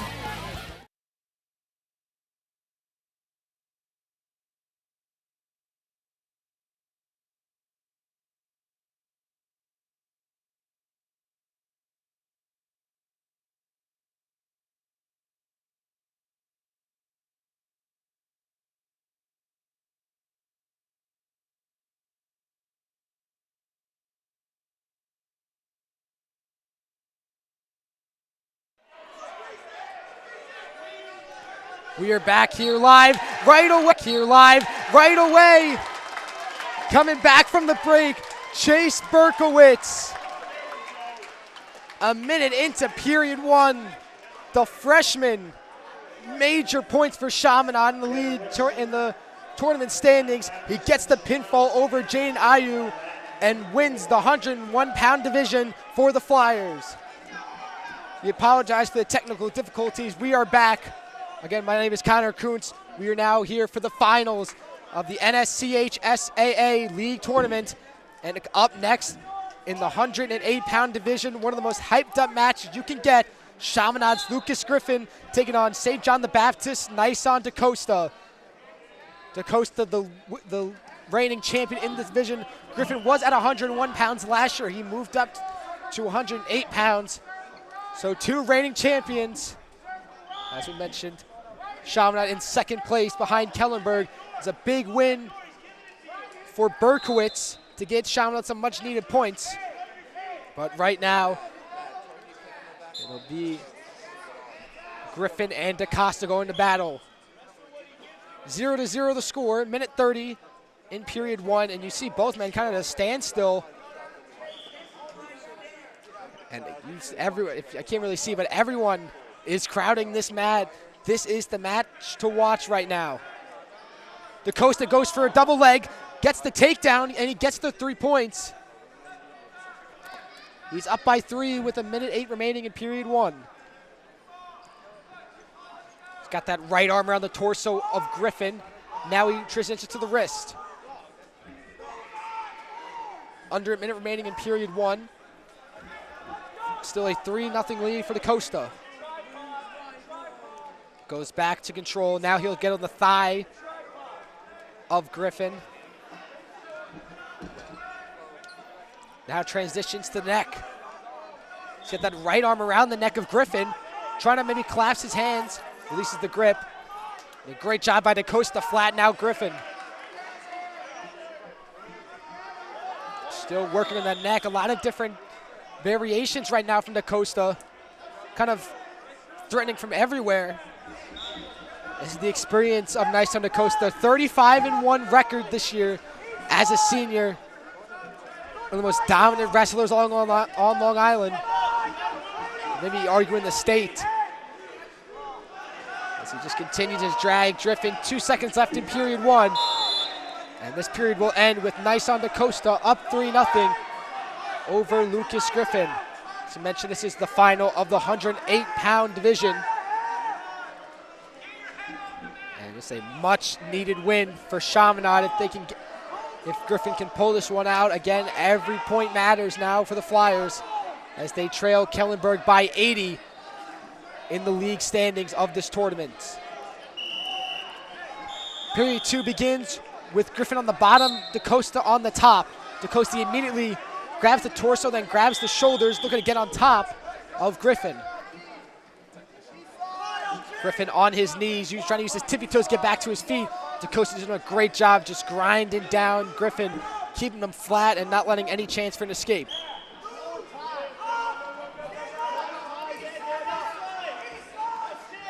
You can see Griffin trying to escape. A great job by DeCosta. Hook the legs and flatten out Griffin. Just dominating the riding time. Now Griffin, one of the few times this year he's been in a bit of trouble. It's a 28-10 record as a senior. DeCosta, a former wrestler here at Chaminade. He was here in his freshman year. Decided to transfer to St. John the Baptist, and he has thrived as a Cougar. And now he's got both those arms and hands. He had him clasped around the left shoulder of Griffin. And now Griffin just trying to escape, but DeCosta does such a good job of just flattening his opponent out. With 50 seconds remaining in period 2, still a 3-0 lead for DeCosta. As both men will reset. Griffin will go back to the bottom. DeCosta on top. 47 seconds remaining in period 2. Griffin to his feet, but DeCosta does a great job using his leg to pick the right ankle of Griffin to bring him down back to the ground. And with 30 seconds remaining, DeCosta now flattens out Griffin and just continues to control riding time.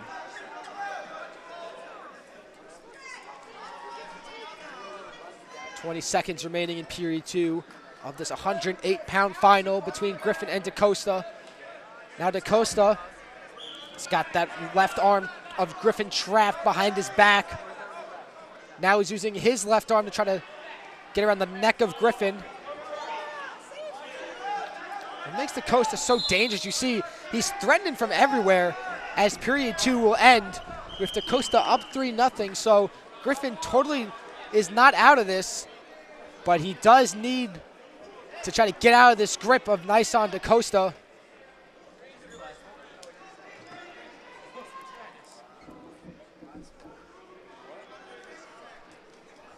And this will be good for Griffin. They'll start in neutral to begin period 3. DeCosta up 3-0.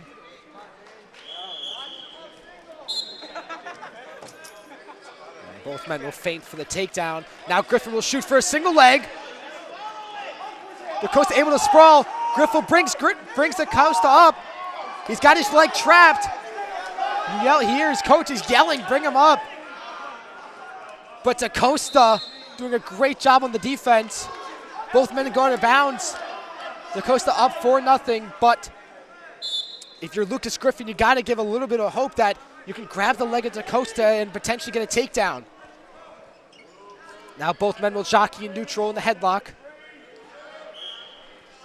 Minute 30 remaining in period 3.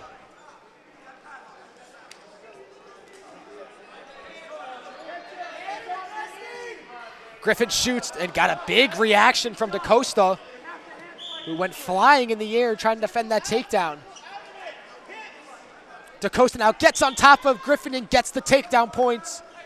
7-0 lead for DeCosta with a minute remaining in period 3. DaCosta's got that leg trap, brings him back down to all fours. And if you're the Costa here, just control that riding time and walk away with the win. You see Griffin's hand, he's got the toe really of DaCosta, not trying to let DaCosta flip his hips and get on top of him. But DaCosta's so dominant, he does so anyway. Now 32 seconds remaining. DaCosta able to flatten out Griffin. Still a 7-0 lead. Griffin's gonna need a pinfall here if he wants to come away with the championship. 20 seconds remaining. DaCosta keeping that leg of Griffin trapped.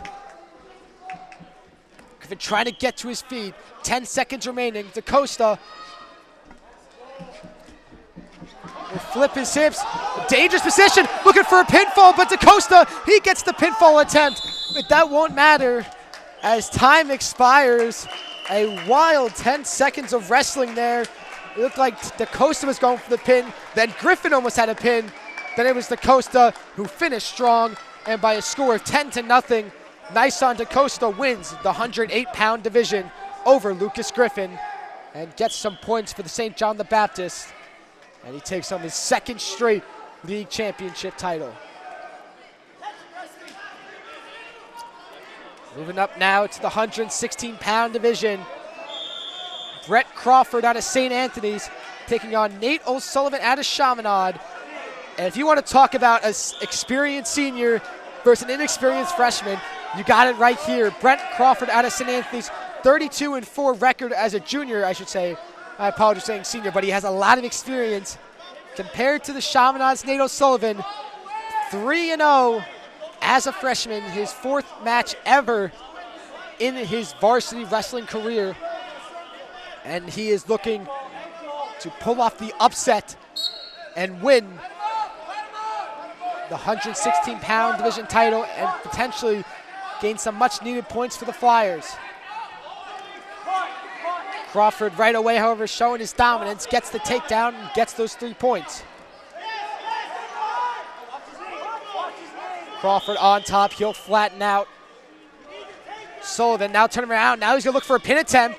Sullivan doing a good job keeping his head, top of his head, able to get into his stomach, able to avert that dangerous situation, but Crawford, he's got that arm in a cradle. So if you're O'Sullivan, you gotta be careful here. Now looking to flip the hips, he's got one arm hooked. O'Sullivan doing a good job on the defense so far. Crawford threatening from all angles, however. 7-0 the score. Now a pinfall attempt. The shoulder blades are off the mat. O'Sullivan doing a good job. Gets back onto his stomach. Another 3 points, however, for Crawford. 10-11 the score after 1 minute in period 1. Complete dominance from Crawford. Looking for another pin attempt. One shoulder blade is down for O'Sullivan. Crawford looking to get down the other. But a great job from O'Sullivan. He gets, it's Crawford who gets 4 points for the takedown, up 15-0 in period 1. But O'Sullivan was able to get up. And actually, that's it. As it was a pin attempt by O'Sullivan, he was able to get it, and I should be saying Brett Crawford with a pin attempt, and Brett Crawford defeats Nate O'Sullivan in the 116-pound final to take home a championship for St. Anthony's. Now it's a battle of flyers, so maximum points for Chaminade here in the 124-pound final. Finnegan O'Brien taking on Louis Kennedy. Both of these guys freshmen. Kennedy is in the red ankle tape and the darker singlet. O'Brien is in the green ankle tape and the lighter red singlet. Right away, it's O'Brien who gets the takedown for the 3 points. And immediately trying to look for a pinfall, trying to make quick work of his teammate Kennedy.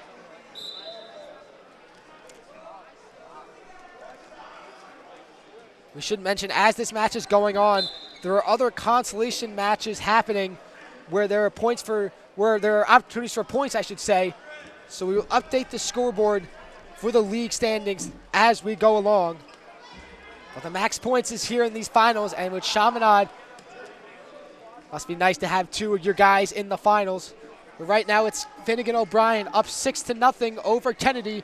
Minute 10 remaining in period 1. Trying to flip the hips, trying to go for the pinfall attempt. One shoulder blade is down, looking to get the other one too as well.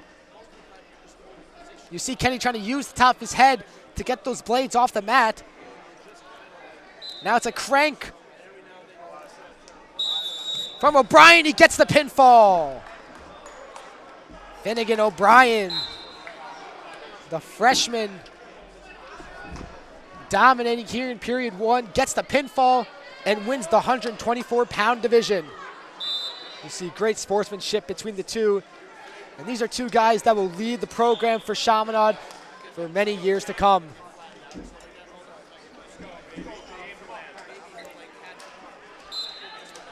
Now we move up to the 131-pound division. And it's a battle between the two top dogs in the standings right now.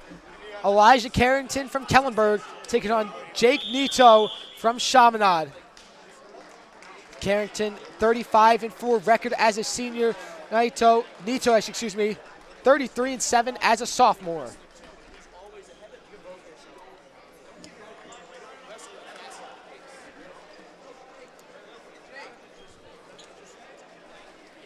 Carrington is on the mat. We are just waiting for Nito, and we will give you a quick updating of the standings. Really, it's always going to be a two race now. Kellenberg first place with 409 points. Chaminade in second with 325.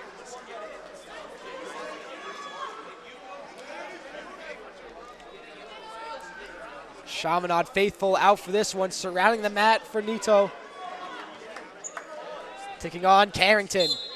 Whistle blows. We are underway here in the 131-pound final. Carrington right away shoots for a single leg. But a great job from Nito.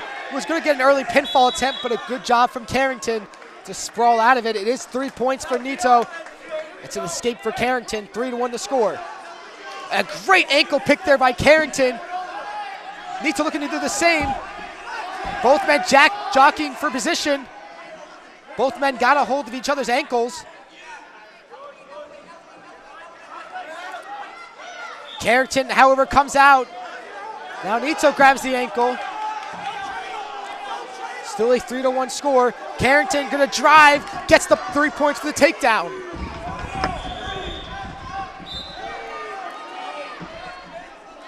Carrington's got one of Nito's legs hooked under his leg. Now they break away. And now maybe a pin attempt from Carrington if he can flatten his stomach. Get Nito's blades to the mat. He can be able to do so. He's trying his best to flip his hips. He gets the pinfall attempt. Can he get the pin? Nito does a good job keeping his blades off the mat. Does a good job escaping. Carrington trying to drive the shoulders of Nito down. Referee taking a close look. You see the torque of Nito's back.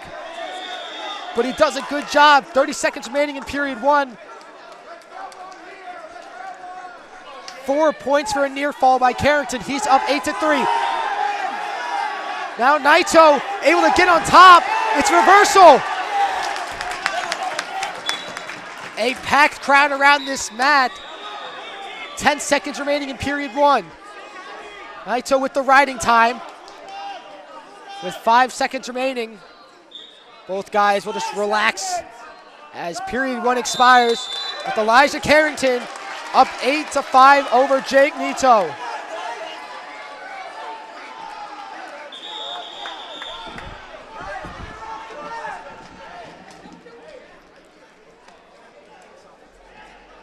All crazy action-packed. 2 minutes of wrestling there between Nito and Carrington. Flip goes to Nito. He'll choose to go in the bottom position. So it's an 8-3 lead for Carrington as period 2 begins with Carrington on top and Nito on the bottom. Carrington able to flatten out Nito right away. Now grabs a hold of that ankle. Looking to grab control of that wrist. Nito, a big job, great job with reversal. trying to drive, picks him up, slams him down. He gets the 2 points for the reversal, and he gets the Chaminade crowd hyped about that one. 8-7 the score. It's Naito on top, however. Nito, I should say. He's got the right leg trapped around his thigh of Carrington. And a whistle will blow. 8-7 the score. They'll reset for a technical. Carrington still up by 1, but a big momentum shifter from Nito.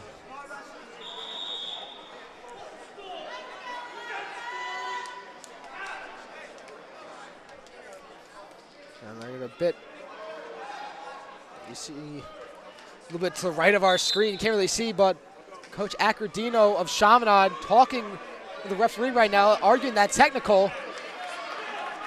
He's a little bit, you see him right there, both coaches, head coach Scott Cole arguing with the ref, and now it'll be Nito on the top position, Carrington on the bottom. Minute 15 remaining in period 2. Whistle will blow. Right away, Nito will trap the leg of Carrington. And Carrington do a good job on his tippy toes.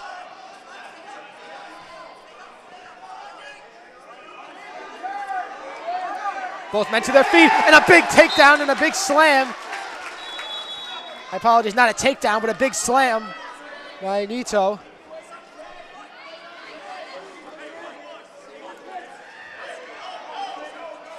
Carrington trying to reverse.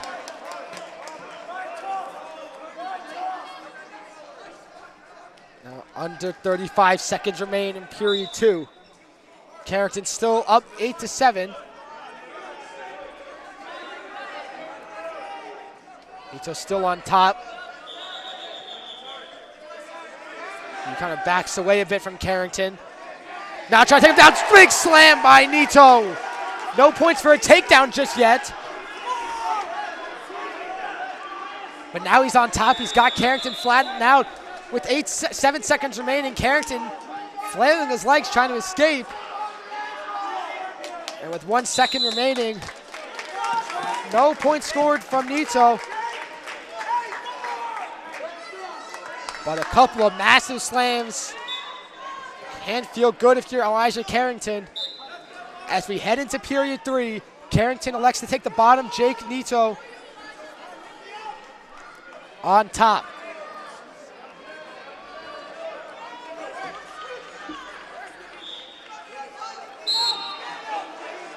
Period 3 begins. Both men sprawl, and a great job by Nito to keep Carrington down. It feels like the whole gym is watching this match right now. And now Nito's got his hands hooked, but a great job by Carrington to break the hold. Both men meeting in the middle of the mat. It's 2 points for Carrington for the reversal. That's another 2 points for Nito for the reversal. And that's the reversal from Nito. Now Nito gets the order from his coaches to go to work. He lets Carrington up. It's an escape for Carrington, but that's what they wanted as Nito looking to drive. He gets the no takedown just yet. It looked like Nito might have got a takedown. Now a minute left in period 3. Carrington up 11-9. And Jake's got to go to work here. 50 seconds remaining. Carrington's still up 11-9.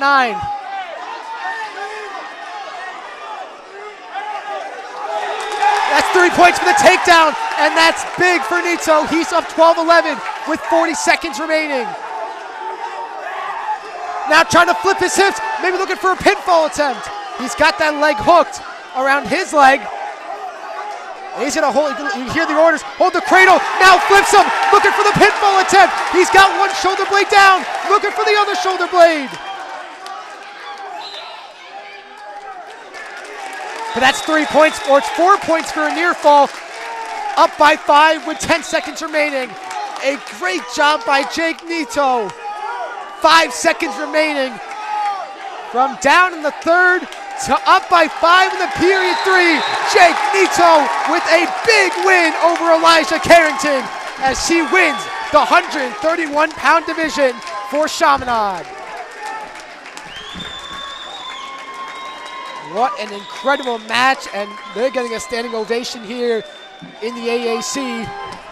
Two warriors battling out, but in the end, it was Jake Nito coming up big for the Flyers.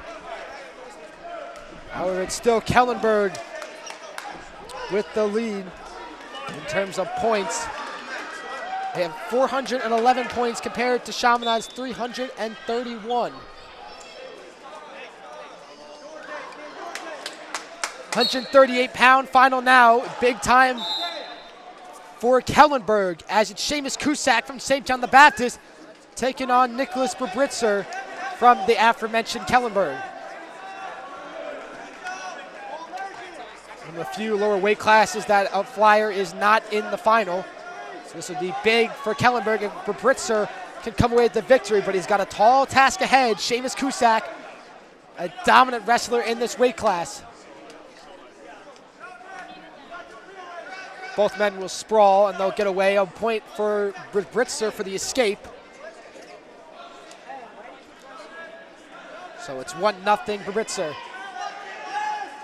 But now right away, Cusack, he's got a hand around the neck. Was maybe looking for a pinfall attempt. Nothing there.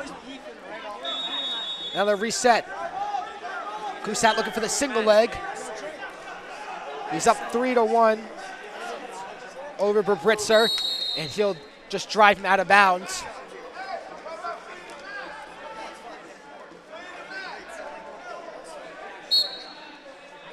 .55 seconds remain in period 1. Still a 3-1 lead for Cusack. Takedown attempt by Brebritzer. Good job by Cusack on the defense. But now Brebritzer's got to pick that ankle. He's got a single leg. Looking to bring him down. No score just yet.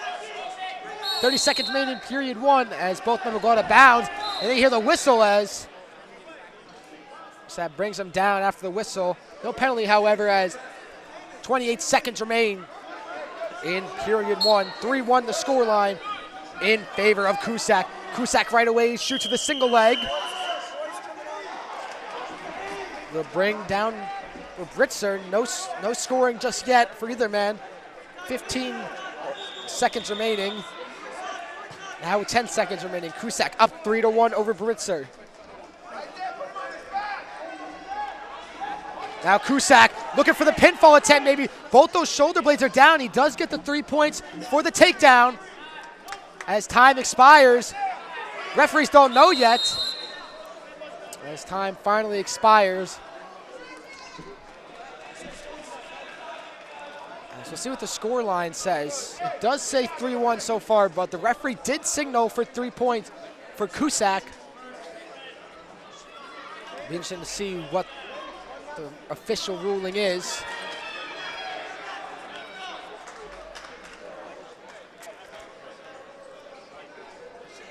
Right now it's 3-1. So that takedown by Cusack didn't count.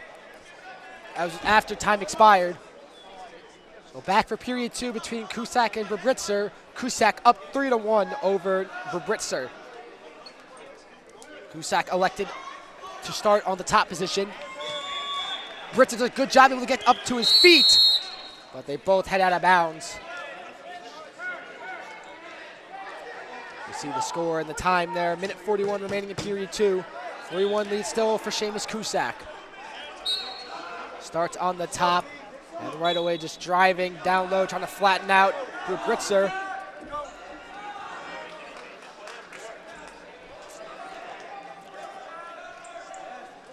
Cusack.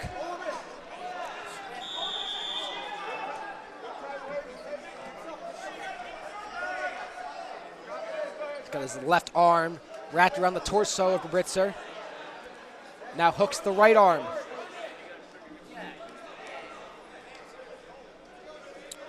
Minute 5 remaining in period 1. Brebritzer able to get a point for the escape. So it is now 3-2 still in favor of Cusack.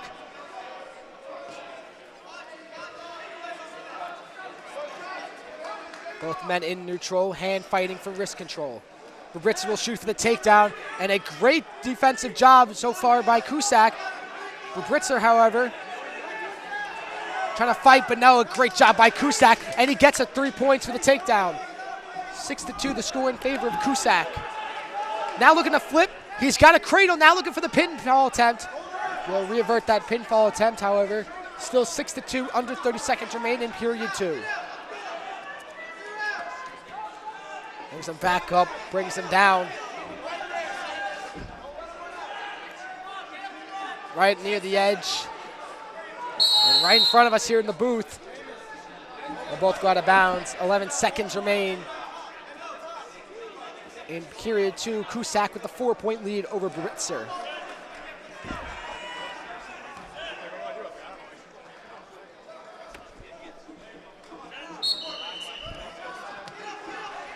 Cusack starts on top.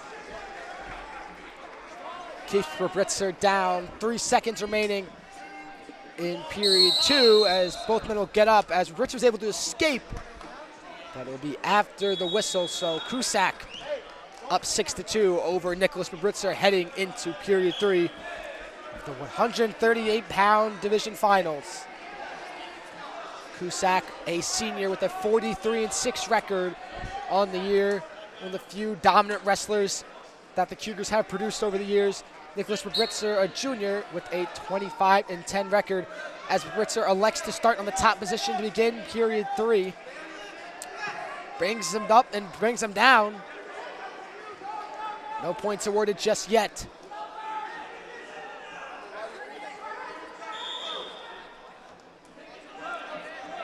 He's got the left arm of Cusack hooked.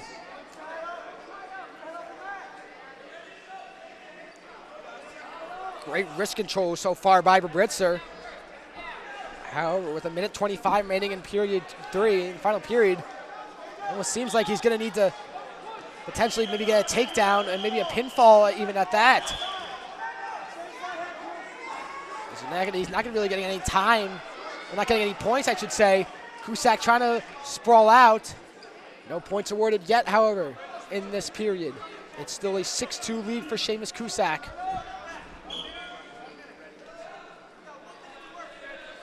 1 minute remaining in period 3. Babritzer, you heard from the coach. It's time to go to work, Nicholas. A little bit good advice from Babritzer. He's got his coach right in his corner. So Cusack's kind of all alone, but both men will go out of bounds. Stops the clock with 42 seconds remaining. Seamus Cusack still up by 4 over Nicholas Babritzer. Interesting to see what Babritzer goes for here. Likes to take the top.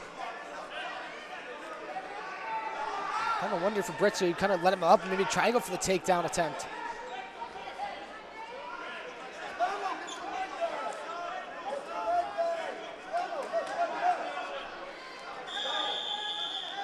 Babritzer will get his hold. Whistle blows. With 40 seconds remaining, Babritzer going to go to work here. Driving Cusack. You can see he's maybe attempting to go for the pinfall. Under 30 seconds remaining. Cusack trying to get to his feet. Able to spin around. He gets the point for the escape. Another point for both men get a point. Or excuse me, it's just a point for Cusack. 7-2 the score now. With 16 seconds remaining, all signs point to Seamus Cusack winning. But you know the Hail Mary shot's coming from Babritzer. Cusack just do a good job defending. Smartly goes out of bounds. And that's the IQ of Cusack coming in clutch there. So 9 seconds remaining. Again, it's really got to be a Hail Mary shot from Babritzer. He shoots, but Cusack able to stuff that takedown. And with 5 seconds remaining, he gets the ovation from his boys in the corner. And Seamus Cusack does a great job. He was really in bottom position for most of the second half of period 2 and most of period 3. But he does enough to get the victory over Nicholas Babritzer and win the 138-pound division for the Cougars. Another update on the score. Kellenberg with 414 points. Chaminade with 335 points. St. Anthony's with 255 points.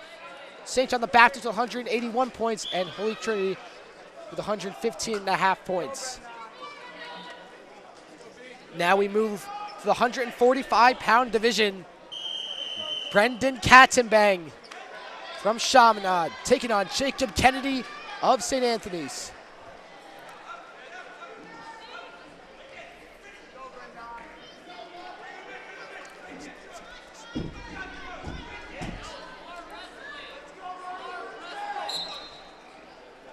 Whistle blows, we begin. Katzenbang in the red singlet, Kennedy in the yellow and black. A flyer and a flyer. Doesn't matter what sport they're in, these two schools absolutely loathe each other and would love nothing more to defeat their rival here in a final. 3 points awarded for Katzenbang for the takedown. And he's on top of Kennedy to begin this period.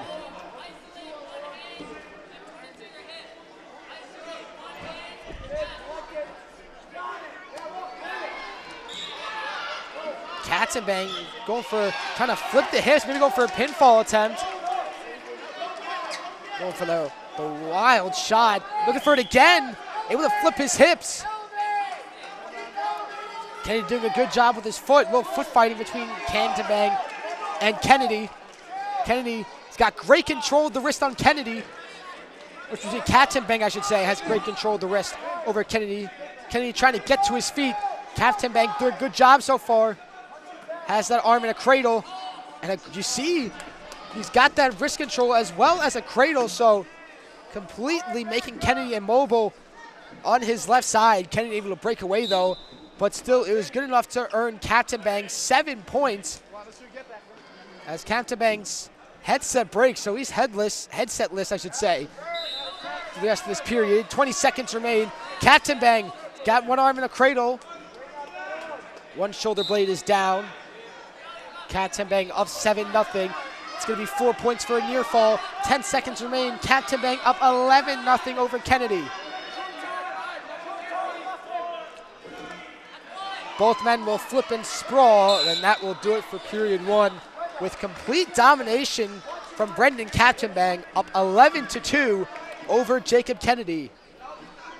Again, this is the 145-pound final, and it's always big for Chaminade.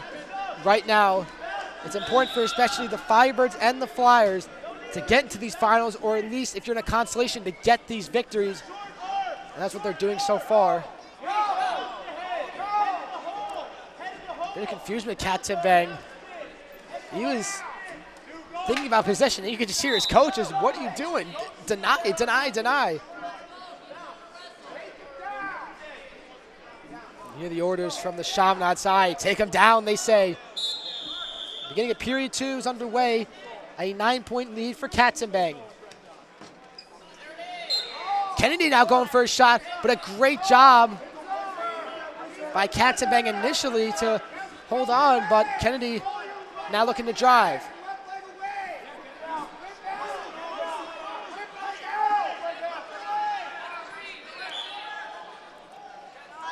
Both men will flip. Katzenbang's got a potential pinfall attempt.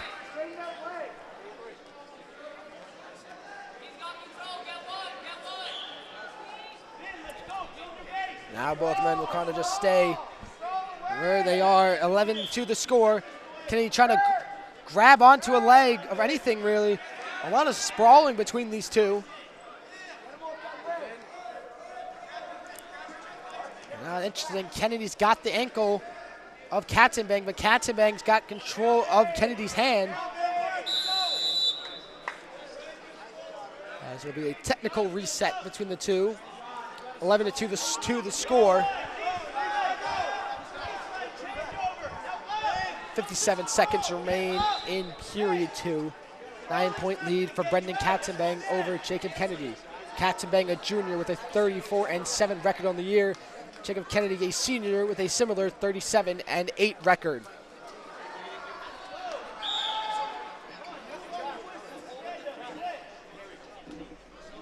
So a bit of correction after the scoring. It's now 14-2. Brendan Katzenbang leading. 57 seconds remain in period number 2. Katzenbang elects to take the top position over Kennedy.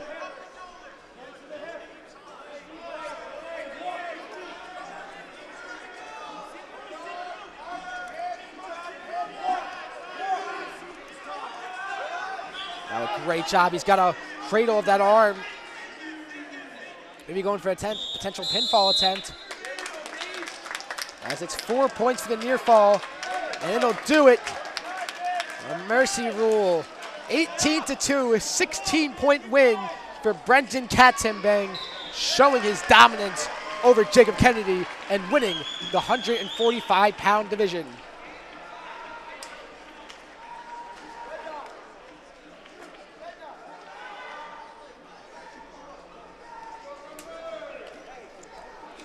Now up next in the 152-pound division, Joseph Estrella out of Kellenberg taking on Matthew Sarter out of Holy Trinity. This is big for Kellenberg. Again, trying to get as many points you can. The league total.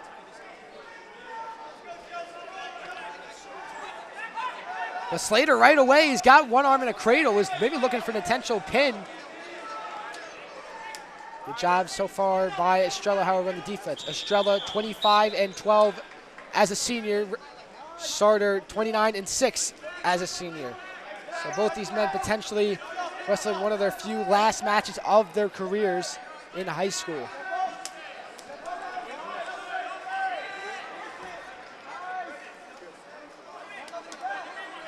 Estrella, he's got that left leg in his grasp. It's 3 points for Sarter. Both men out of bounds. They'll reset in the middle of the mat. See there, minute 13 remaining in period 1. Sarter up 3-0 over Estrella. Just imagine Holy Trinity, only 115 points in the team scoring. So essentially these wrestlers are now on their pride, looking maybe to qualify for sectionals, which will take place in the current months. 55 seconds remain in period 1 between Estrella and Sarter. Sarter on top, up 3-0. Continuing the work on Estrella. One arm around the torso, one arm around the shoulder.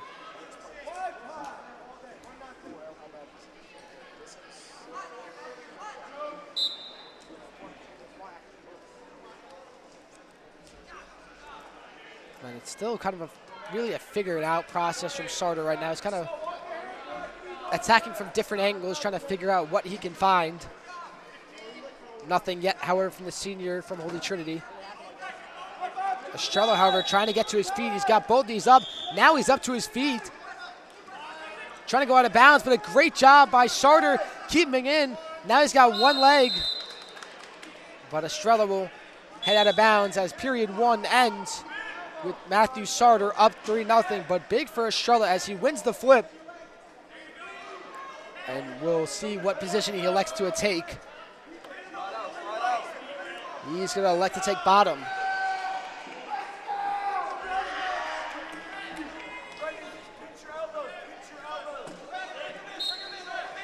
So back in period 2, Sarter up 3-0. As he has the top position, Estrella elected to take bottom position.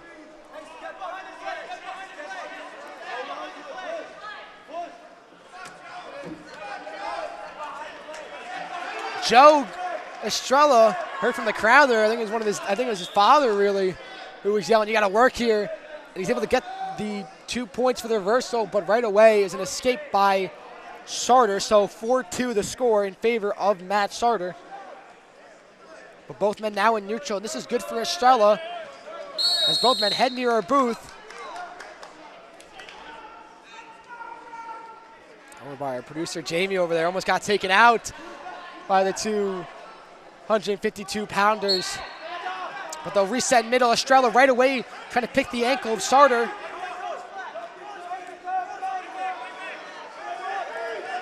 Now Estrella's got a leg. Sartor trying to get out of bounds. Estrella trying to bring him in. Trying to keep him in. You see Sartor trying to escape. No points, however, for the takedown. Both men head out of bounds. They'll reset with 58 seconds remaining in period 2. Matt Sartor still up 4-2 on the score.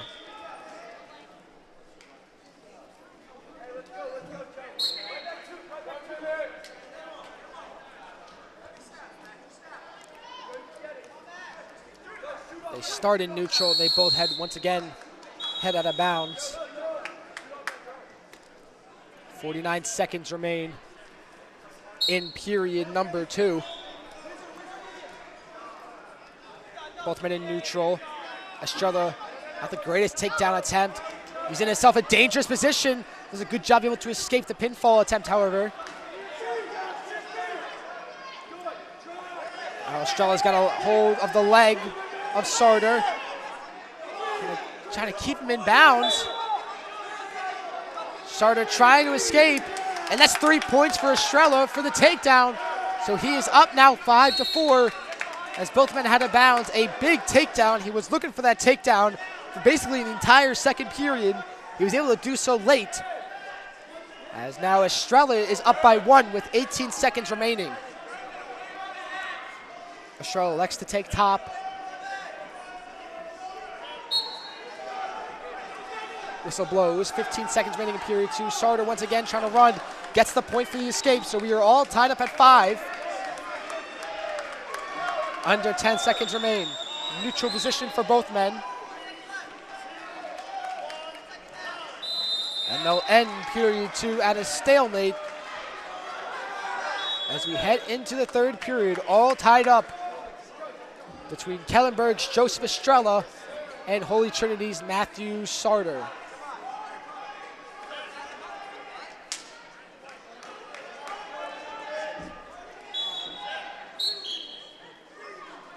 Period 3 begins with Sartor on top.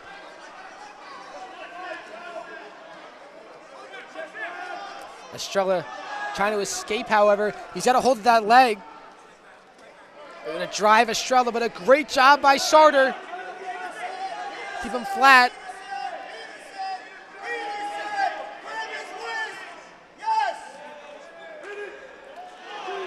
And a great job of reversal for Estrella. Now he's up 7-5 on the points. He live in an awkward position with both men. It looked like Estrella kind of had his legs strained out. It worked out for him in the end, as both men will head out of bounds. As Sartor had a potential pinfall attempt, or for reversal. No scoring, however, is still 7-5 for Estrella. A minute 16 remaining in period number 3. Now the referee's having a talk. Sartor did have a scoring attempt at the end of the period, or the end of that whistle before they went out of bounds. Nothing so far, and you hear the instructions from the Kellenberg corner for Estrella. Ride him out, ride him out. As Estrella will start on top, Sartor trying to look for an early escape. He's back to his feet. Battling for a wrist, Sartor's able to get an escape point, so now it is 7-6 in favor of Estrella. Now both men in neutral. Sartor still in bounds.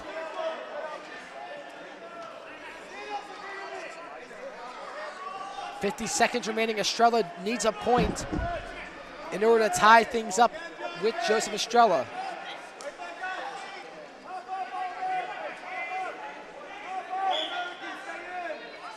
He's got the leg. 30 seconds remain now. Estrella trying to ride out Sartor. Sartor looking for the pin. You hear the scream from the Holy Trinity corner. He has a potential pinfall attempt if he can flip his hips. Now 20 seconds remain. Sartor's going to need something here. 15 seconds remain. A point difference between Estrella and Sartor. Estrella just needs to ride out for 10 more seconds. 5 seconds remain. Sartor needs a Hail Mary attempt. Sartor keeps on driving. 2 seconds, 1 second, that'll do it. An exhausting battle between Joseph Estrella and Matthew Sartor, two warriors battling here in the 152-pound division. But it is Joseph Estrella gaining some big points for Kellenberg in the team standings, and himself takes home the 152-pound division title.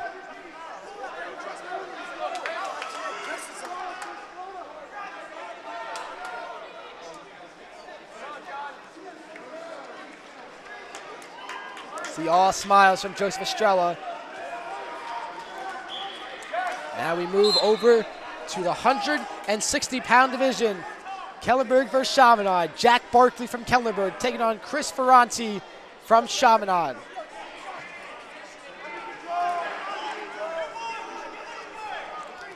A quick start between the two. Ferranti in the red singlet. Barkley in the blue and yellow. Blue and white, I should say. Oh, from colorblind. There's a bit of yellow in the trim, but no points scored so far. And now maybe an early pinfall attempt by Ferranti. He does have 3 points from the takedown. Now maybe trying to flip the hips of Barkley.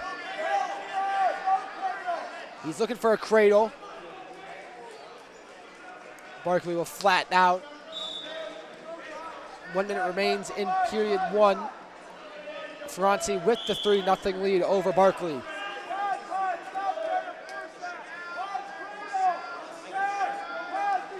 And see what Ferranti trying to do. He's trying to get that cradle. Trying to potentially go for an early pin. This is good defense over so far by Barkley. Not allowing much with 35 seconds remaining. But now here comes the potential. Both men are hooked. Barkley, however, now he's on top, and he's gonna get 2 points for a reversal. So he is now on top with 20 seconds remaining. It's still Ferranti with the 3-2 lead. They have an awkward position. Both men really in position for pinfall attempts. It does end with Jack Barkley on top. 5 seconds remain.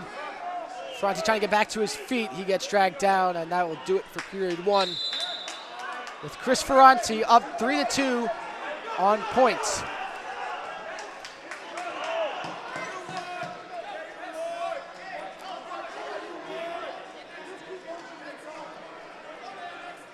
As matches go on, it seems like we're inching closer and closer to a potential Kellenberg victory. This would be a big help if Jack Barkley can pull one out for the Firebirds. He is trailing Chris Ferranti 3-2 right now as period two begins with Ferranti in the top position.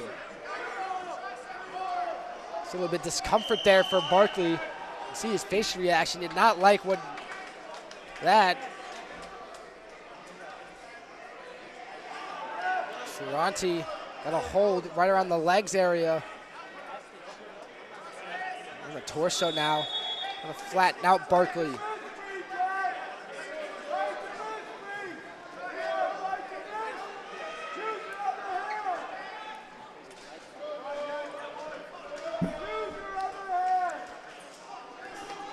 Ferranti just continuing to ride. You see the discomfort on Barkley's face, really. Kind of wincing at every turn. Maybe also a bit of frustration that he can't figure out Ferranti just yet. Chris Ferranti, a junior with an 18-10 record. Jack Barkley, the most dominant 160-pounders in this league with a 32-6 record on the year. Ferranti now, he's got a hook. Trying to flip the hips, maybe looking for a pinfall.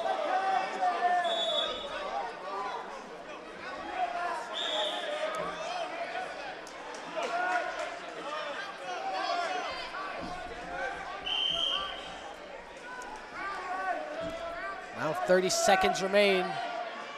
Out of a standstill right now between the two. It's a lot of hand fighting, a lot of grappling. Now we have a potential pinfall attempt. One shoulder blade is hooked. Great job, however, from Barkley to get out of a dangerous situation. Still a 3-2 lead for Ferranti. Just to ride Barkley out here. As whistle blows, it'll be an injury timeout. You can see Barkley was wincing in pain a bit, but now he's grabbing up right in the upper body around his shoulder, so you hope he's okay. Never want to see a match end via injury. As Ferranti still leads 3-2 over Barkley. You can tell Barkley's in some pain, just trying to calm himself down. See Barkley's coach, Chaminad's trainer, checking in on Barkley, making sure, first of all, if he's okay. Always want to make sure of that. And second of all, if he can maybe potentially continue. He's only down 1. We'll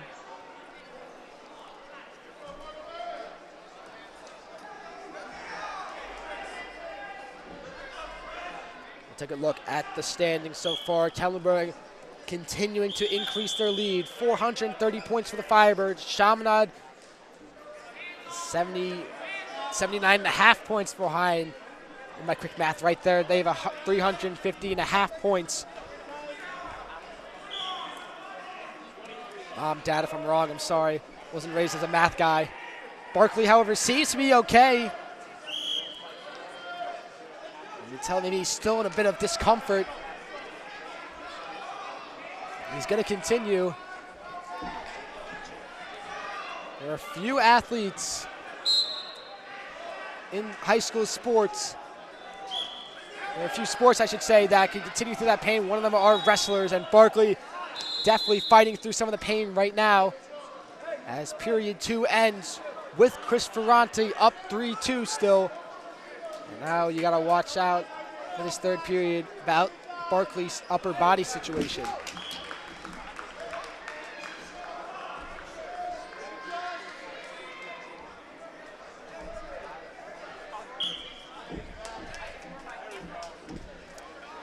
Both guys are absolutely gassed right now. They've exerted a lot of energy. They'll start in neutral, however. Score 4-2. Ferranti gained a point for the escape, technically. So he will be up 2 points to begin period 3. Barkley shoots with a single leg. He's got that leg trapped in between his legs. Ferranti hopping on one foot, grabbing on the back of the thigh. What a great job, however, from Chris Ferranti to get the takedown himself. Now looking for a potential pinfall attempt. Referee counting. One blade is down, the other one is not. Now Ferranti's going to drive. Trying to get both blades down. Maybe look to hook the arm and get that other one down. Pinfall attempt and pinfall secured for Chris Ferranti.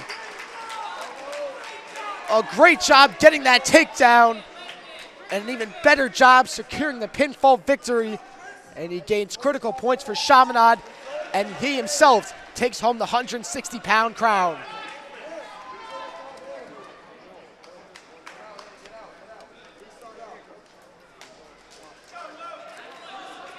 Big high fives for Chris Ferranti with his team. What's important to note is that's it for Chaminade in the finals. They have no other wrestlers in the finals.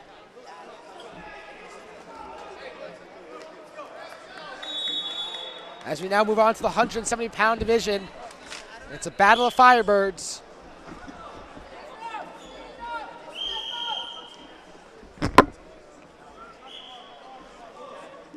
We will move to the 190-pound division first. As it's Joshua Jorge from St. Anthony's taking on Luke Chernaski of Kellenberg. Jorge, in his last win in the semifinals, got his 100th career varsity victory. Looking to start off strong with a takedown. He does get the 3 points of the takedown. Chernaski gets a point for the reversal, which was the escape, my apologies.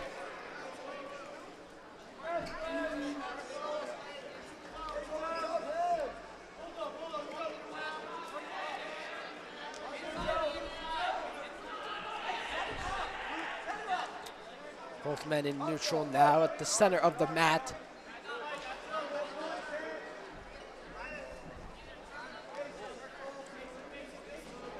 Now it's Jorge. Gets the 3 points for the takedown attempt. Well, completed takedown. And a great sprawl by Chernowski. A great job. A little bit Imanari roll there to get the escape. Still a 6-2 lead for Jorge with under a minute remaining in period 1. Double leg attempt by Jorge. Now a single leg by Chernowski. Looking to drive on Jorge. Both men sprawl and roll together. Now it's Chernowski picking up Jorge. Jorge over, rolls. They meet back in the end. And it's going to be 3 points for Chernowski. He brings him out of bounds.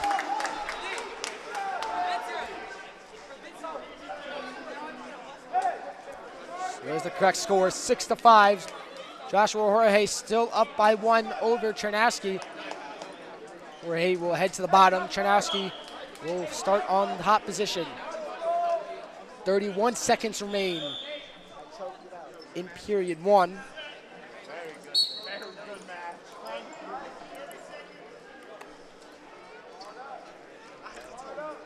Jorge will flatten out. Chernowski, his whole Firebird team in his corner, cheering him on. Jorge will roll, and now he gets on top.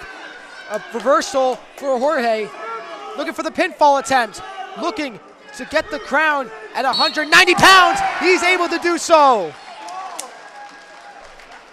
Joshua Jorge, a monumental day for the senior. He gets his 100th career varsity victory in the semifinals, and he takes home the 190-pound title, defeating Lou Chernowski via pinfall.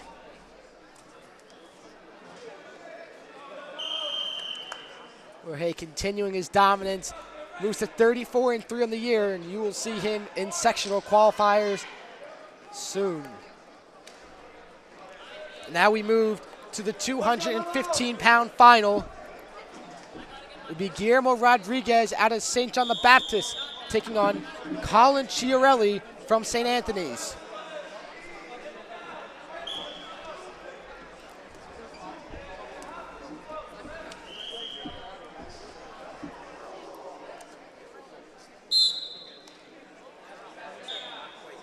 We begin in neutral.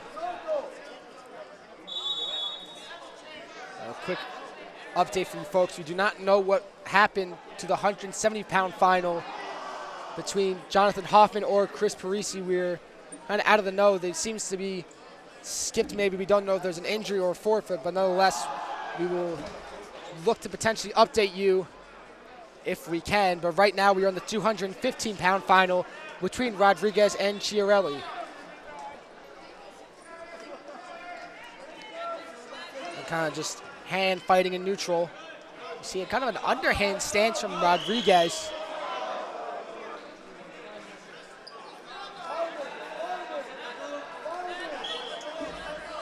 And now Chiarelli looking to drive. Both men in the headlock. It'll be Rodriguez shooting first. And right near booth, I got a great view. And you see right in front of the Baptist corner. Not out of bounds just yet. No points scored. Well, 3 points scored for Rodriguez, and they ride out of bounds with 46 seconds remaining in period 1.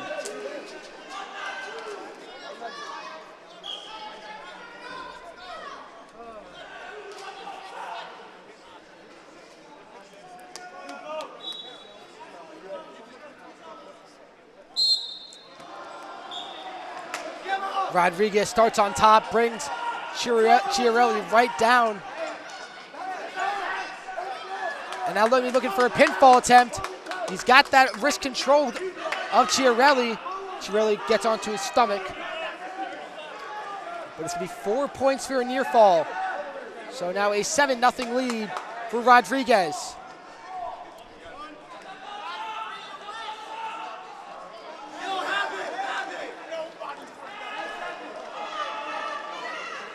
Rodriguez doing a great job controlling with under 10 seconds remaining. Looking for a potential pinfall. If he can flip the hips, he can potentially get it. He won't be able to get it this period as time expires. 11-0 the score. Dominant from Rodriguez. And the St. John the Baptist bench is hyped about that one. The brother of Guillermo Rodriguez right in front of me. He was telling me, that's my brother. That's my little brother right there. Rodriguez, a sophomore with a 41-5 record, and Chiarelli, a senior with a 27-10 record. Now the score is 10-0 in favor of Rodriguez.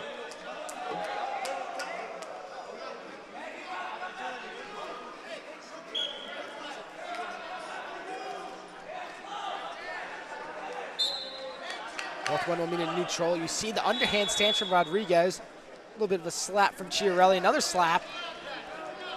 Trying to just potentially get in the head of Rodriguez. Rodriguez is still up 10-0. Chiarelli goes to the takedown, but Rodriguez able to get the points from the takedown himself. Trying to get those blades down.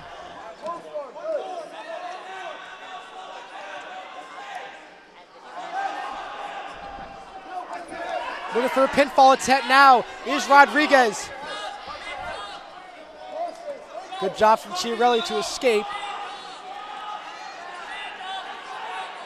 And now it's Chiarelli who's got a hold of Rodriguez's leg.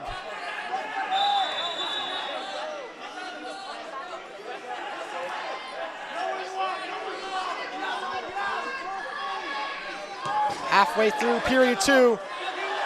Rodriguez trying to get on top. Chiarelli now trying to get up. Now a near pinfall attempt. Another near pinfall attempt. He's got one shoulder blade down. It's Rodriguez in complete control, and that'll do it. Mercy rule for Guillermo Rodriguez. A 13-0 score. A shutout for Rodriguez as he wins the 215-pound division. Dominance from the sophomore to take home the 215-pound crown for the Cougars.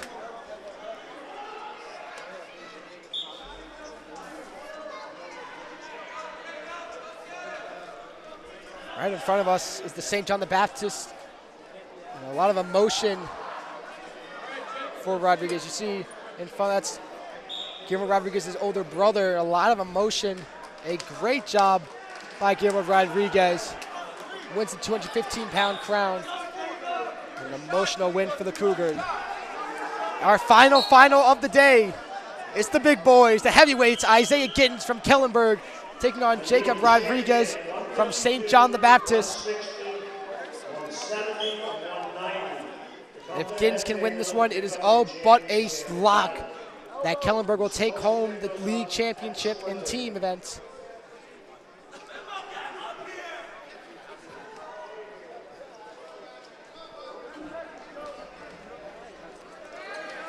Both men in neutral to start.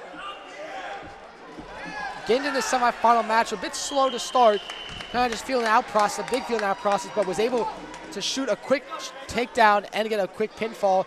Same with Rodriguez, who took down one of Gittins' Firebird teammates with a quick takedown and a pin. Span of maybe 5 seconds. Both men are seniors. Gittins 16-7, Rodriguez 28-15.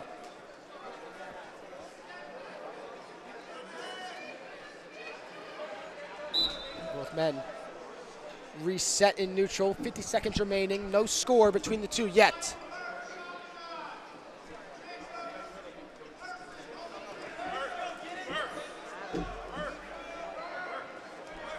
Still a headlock. Now Gittins looking for wrist control. They break again. 30 seconds remaining.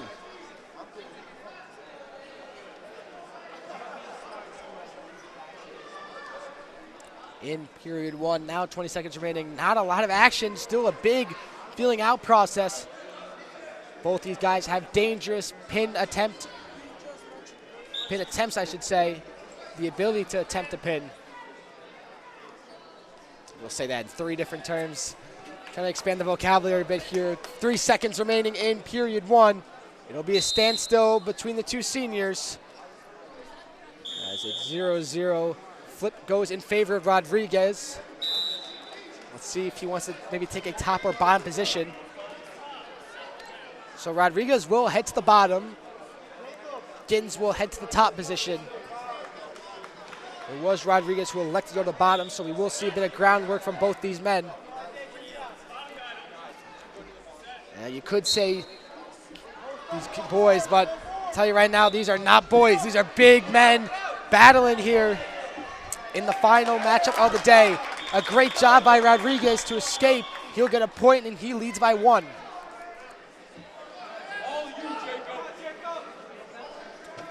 Battle of Titans.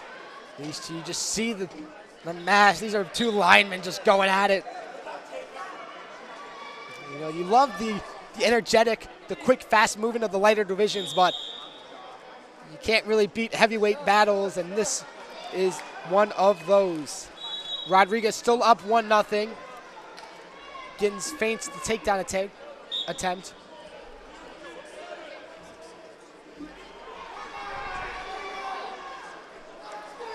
Bothman still in neutral with the headlock. Now it's Gins. Looking to attempt something, nothing yet. Halfway through period 1. Now you see Gins with a little more aggression.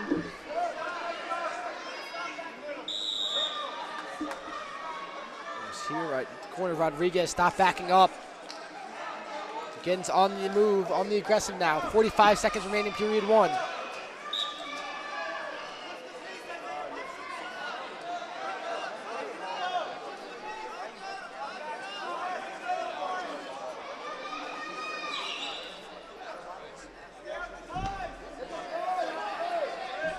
Still neutral position, not much action so far. As 20 seconds remain in period 2.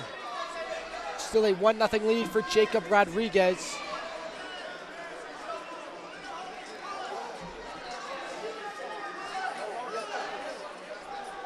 And now under 5 seconds remain.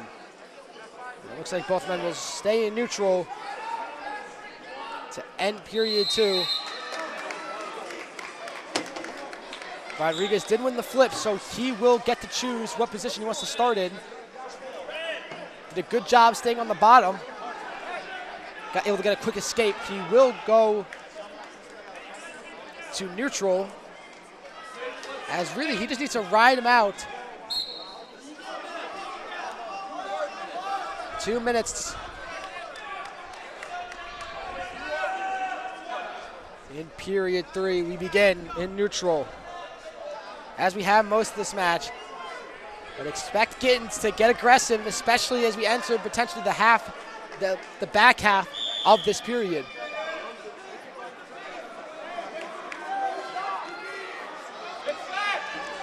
Now they're both men will head to the ground.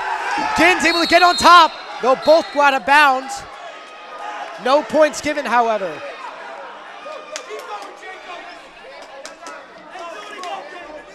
One to nothing the score. Favor Rodriguez. Gins goes for an early leg pick. Good job from Rodriguez to deny it. Gins gonna have to push it here.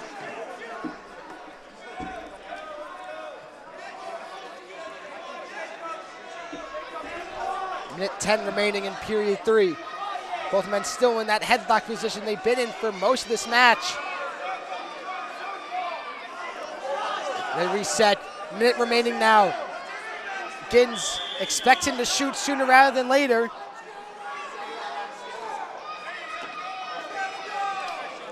Gins shoots. Good job from Rodriguez. Gins is gonna have to go here. 45 seconds remaining. You see the corner of Kellenberg. Go, go, go. 40 seconds remain. Gins is gonna have to go and maybe shoot for a takedown. Rodriguez up by 1. 30 seconds remain. Both corners screaming, yelling. Both corners are yelling for a shoot, for a takedown. They're going to stay in neutral. Giddens now looking for the takedown. They break off. 10 seconds remain. Giddens got to go. Rodriguez trying to stay alive for 7 seconds. Giddens needs a takedown. 5 seconds remaining. 3 seconds. Giddens, a last-ditch attempt. It's over. Jacob Rodriguez.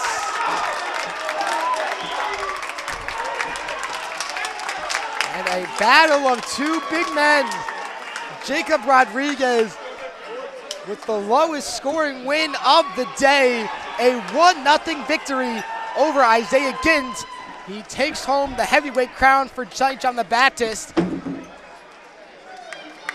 But it won't matter in the team standings, as even though Giddens takes the loss for Kellenberg, the Firebirds with 434 points are all but a lock to win the league championship.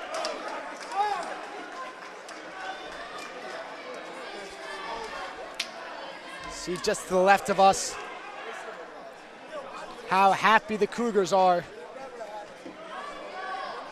as there are still a few consolation matches going on.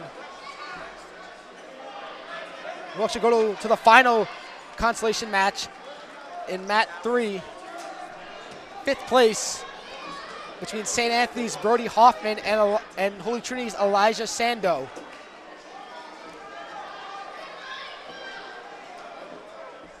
Hoffman in the riding position. 0-0 to score.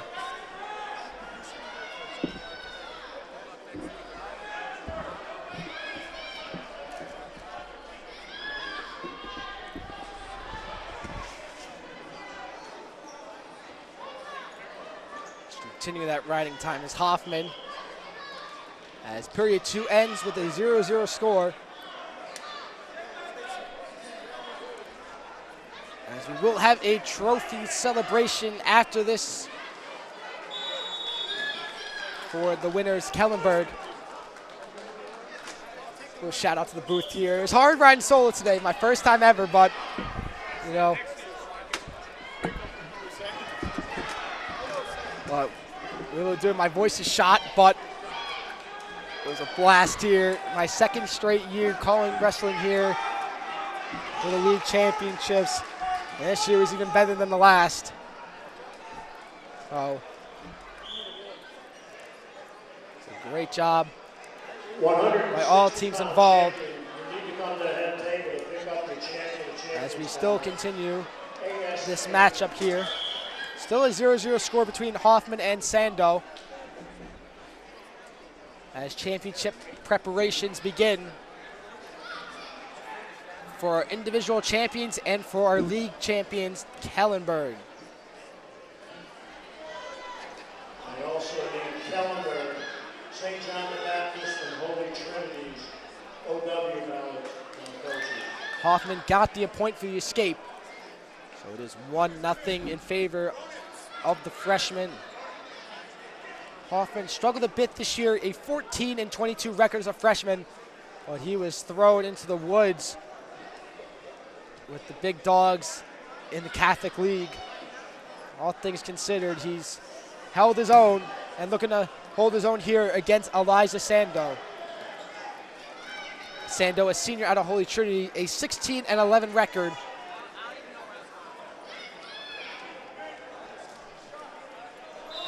Under 30 seconds remain.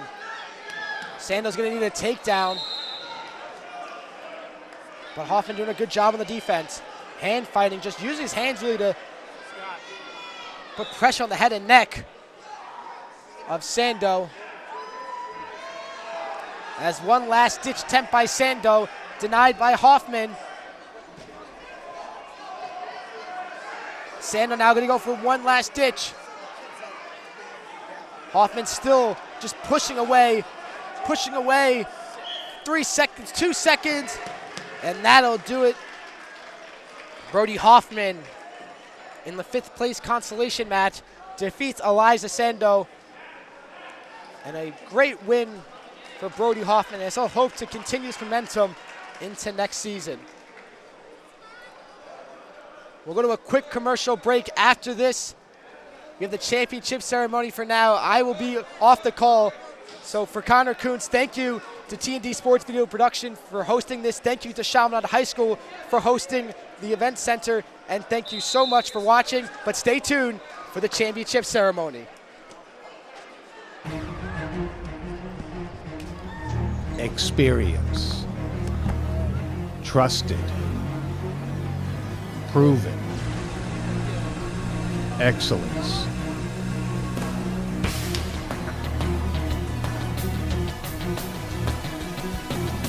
Over 20 years of professional sports video production.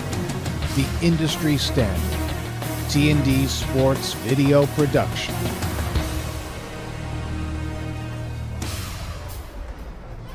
Whether it's a single game, a whole season, or a college recruitment video, T&D Sports is your one-stop video solution.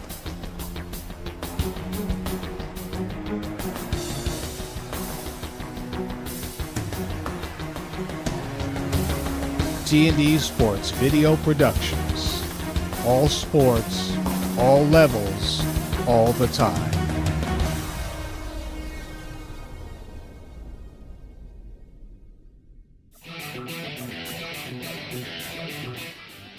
There's a nice dish, and there's a score. Birdie goes boom. Incredible pass. That's Chloe Humphrey. That's a beautiful move. Eaton goes, she shoots. High! No! A goal! Eaton is eating! Calabria ahead inside. High save again. 15 saves. She is the real deal. Gotta give it up. He does to his brother who scored. Spallina to Spallina. Gets it up, McNamara. He rips it and he scores. Mullen. Shot is a save. Fitzpatrick nearly slips down. He fires and he scores. There's the game winner. Not feeling the love after your last tennis match? We've got specialists for that. Running for the train, derail your knee? We've got specialists for that. Diving after that grounder leaving you grounded? We've got specialists for that. Orland & Cohen's top orthopedic team has specialized expertise and extensive training from the nation's premier programs in sports medicine, knee, shoulder, hip, spine, hand, foot, and ankle. So you can feel better, faster. Shot and a goal! Liam Byrne with the first. Scored another one. They scored one. A shot and a save. Bonacera. Very patient. Shot and a goal. Great there job. he is. Great. Patrick Island.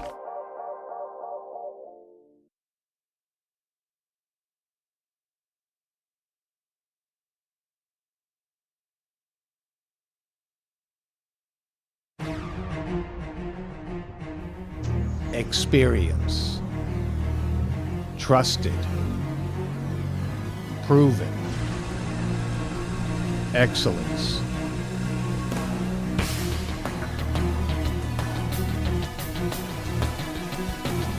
Over 20 years of professional sports video production.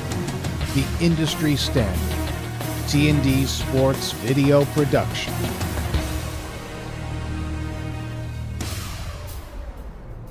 Whether it's a single game, a whole season, or a college recruitment video, T&D Sports is your one-stop video solution.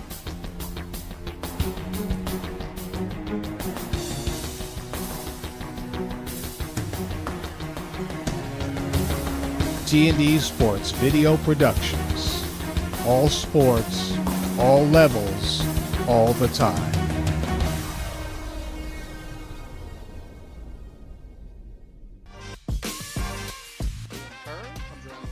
Shot and a goal! Liam Byrne with the first. Scored another one. They scored one. A shot and a save. Bonacera. Very patient. Shot and a goal. Great there job. he is. Great. Patrick Island.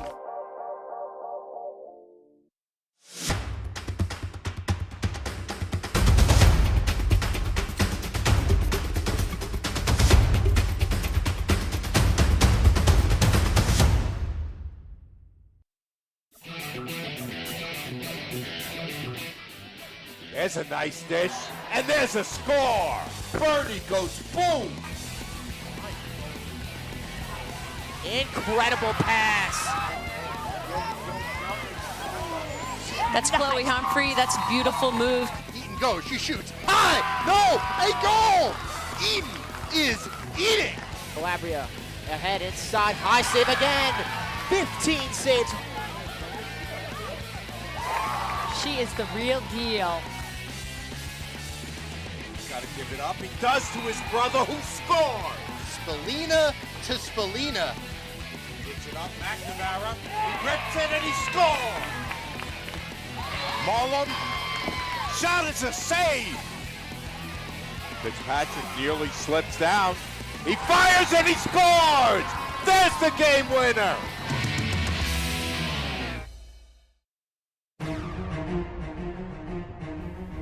Experience. Trusted. Proven.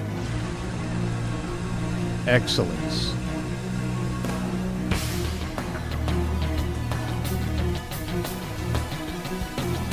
Over 20 years of professional sports video production. The industry standard. T&D Sports Video Production.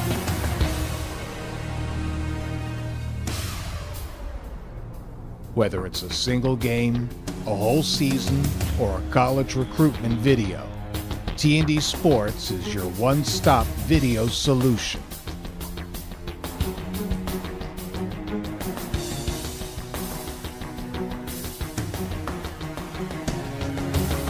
T&D Sports Video Productions. All sports, all levels, all the time.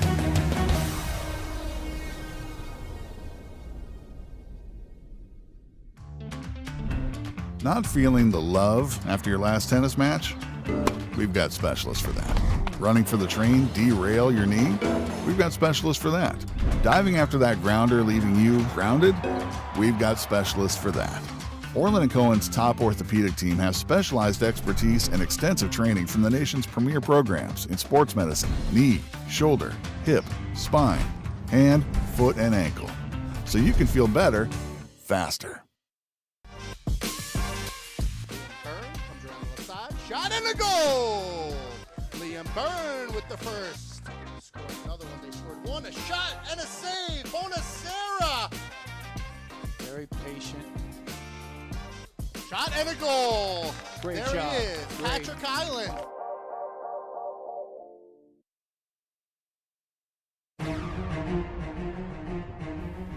Experience.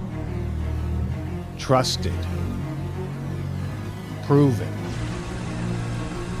Excellence.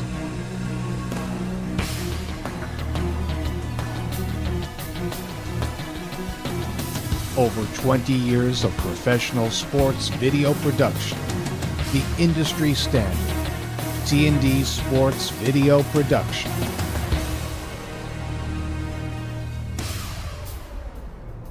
Whether it's a single game, a whole season, or a college recruitment video, T&D Sports is your one-stop video solution.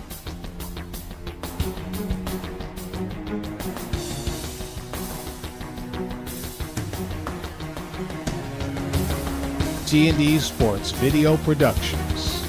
All sports, all levels, all the time.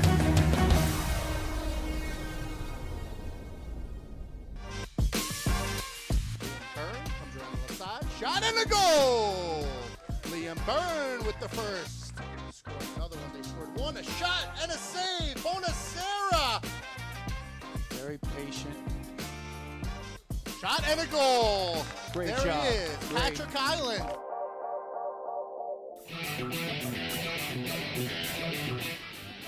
There's a nice dish, and there's a score. Birdie goes boom. Incredible pass. That's Chloe Humphrey. That's a beautiful move. Eaton goes. She shoots. High! No! A goal! Eaton is eating! Calabria ahead inside. High save again. 15 saves. She is the real deal. Gotta give it up. He does to his brother, who scores. Spallina to Spallina. Gets it up, McNamara. He rips it and he scores. Mullen. Shot is a save. Fitzpatrick nearly slips down. He fires and he scores. There's the game winner.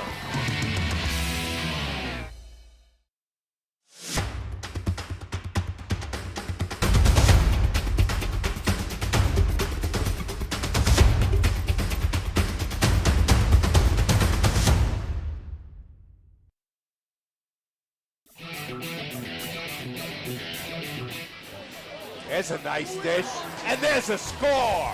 Birdie goes boom. Incredible pass. That's Chloe Humphrey. That's a beautiful move. Eaton goes, she shoots. High! No! A goal! Eaton is eating! Calabria ahead inside. High save again. 15 saves. She is the real deal. Gotta give it up. He does to his brother, who scores. Spallina to Spallina. Gets it up, McNamara. He rips it and he scores. Mullen. Shot is a save. Fitzpatrick nearly slips down. He fires and he scores. There's the game winner.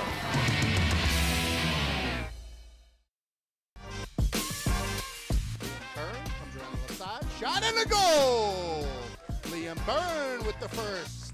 Scored another one. They scored one. A shot and a save. Bonacera. Very patient. Shot and a goal. Great there job. he is. Great. Patrick Island.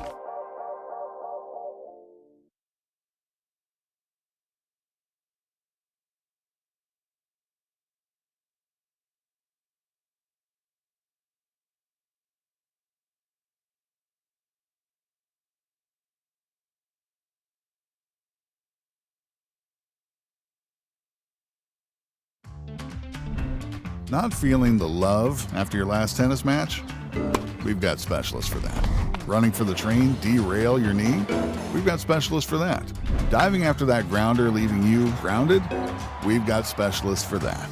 Orland & Cohen's top orthopedic team has specialized expertise and extensive training from the nation's premier programs in sports medicine, knee, shoulder.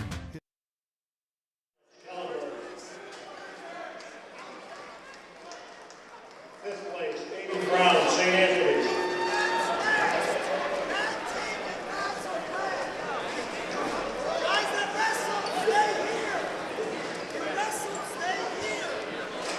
Fourth place, Anthony DeRitter, Chaminade. Third place, Chase Malone, Kellenberg. Second place, Jaden Knob, Holy Trinity, and the champion 101 from Chaminade, Chase Berkowitz.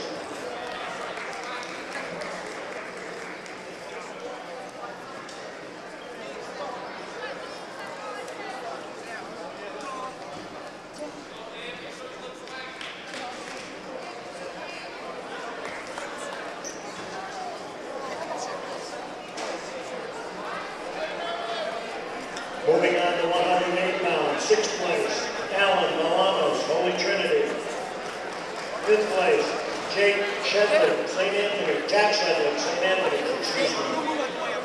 Fourth place, Dan Montadan of Chaminade. Third place, Isaiah Griffin, Kellenberg.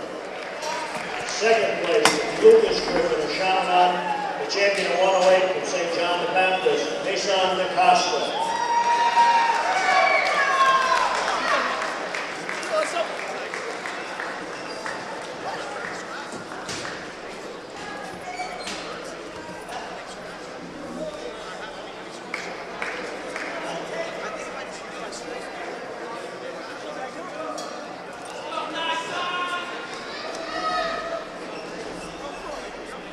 At 116 pounds, sixth place, Danny Crows, Holy Trinity.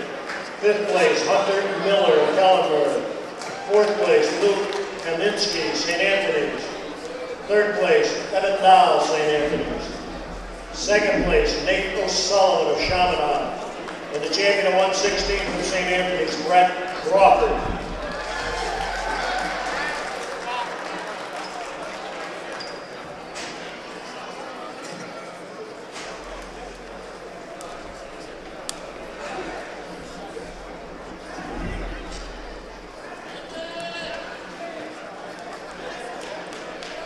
124 pounds, 6th place, Ryan Oreco, Kellenberg.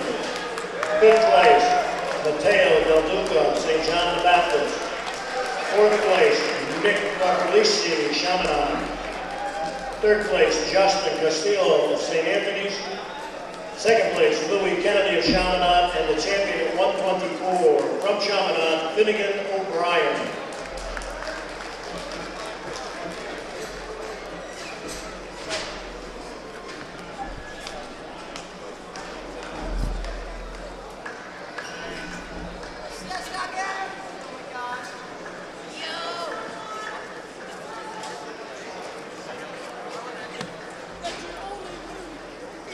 At 131 pounds, 6th place, Troy Moriarty of Chaminade.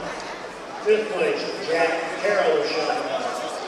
4th place, Andrew DiBiase, Kellenberg. 3rd place, Nicholas Spano, St. John the Baptist. 2nd place, Elijah Carrington of Kellenberg, and the champion at 131 from Chaminade, Jake Nieva.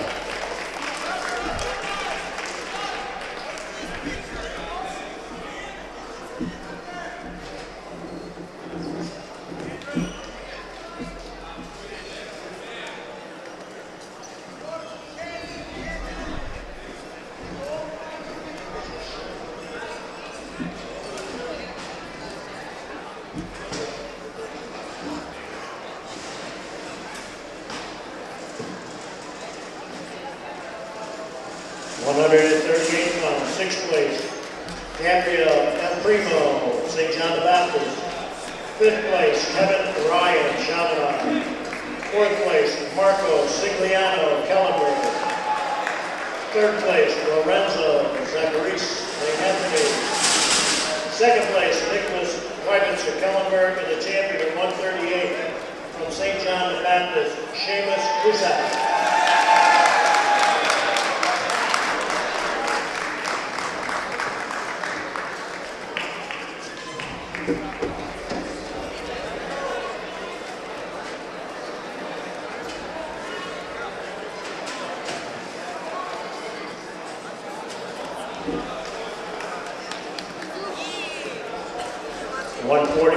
Sixth place, Gavin Latuga, St. John the Baptist. 5th place, Andrew Sanfilippo, St. Anthony's. 4th place, Vinny Castrofilippo, Chaminade. 3rd place, Mark Chinesky of Kellenberg. 2nd place, Jacob Kennedy, St. Anthony's. And your champion at 145 from Chaminade, Brendan Cadenback.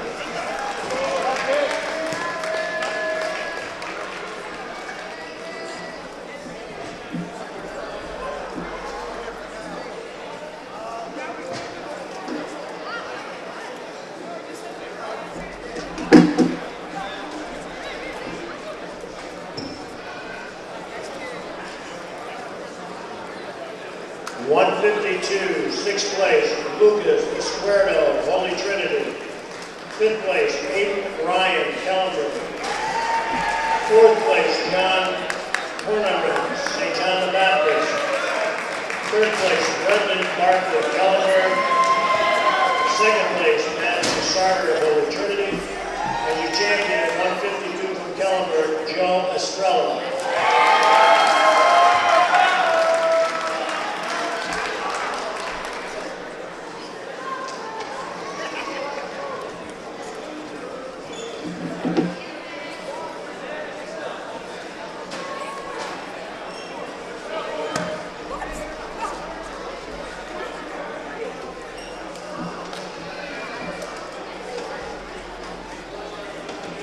Moving to 160, 6th place, Bryce Baccio, Kellenberg. 5th place, Anthony Bob of Holy Trinity. 4th place, Colin Regan of Kellenberg. 3rd place, John Sampratano of Chaminade. 2nd place, Jack Barkley of Kellenberg. And your champion at 160 from Chaminade, Chris Ferrante.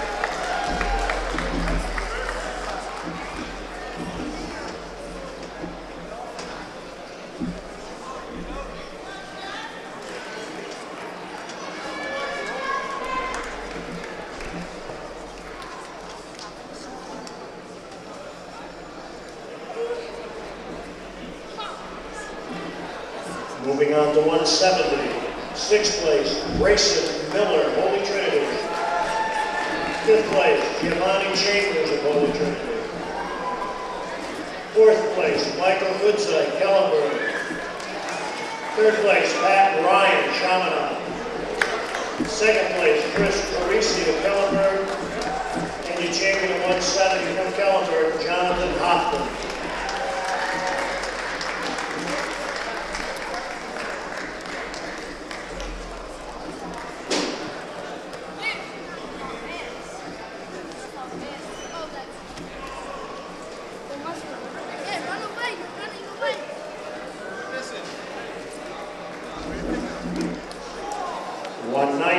Sixth place, Jonathan LeBaire of Holy Trinity. Fifth place, Adrian Parsiak, St. Anthony's. Fourth place, Anthony Rodriguez, St. John the Baptist. Third place, Patrick Donovan, St. Anthony's. Second place, Luke Chernaski of Kellenberg. And your winner at 190 from St. Anthony's, Josh George.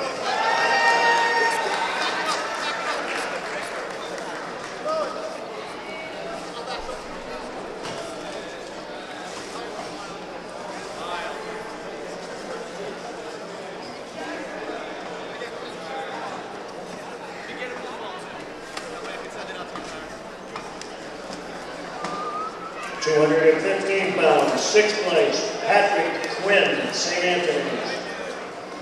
Fifth place, Lucas Zolan of Holy Trinity. Fourth place, Joe Mullen, Kellenberg. Third place, Nate Bannon, Chaminade.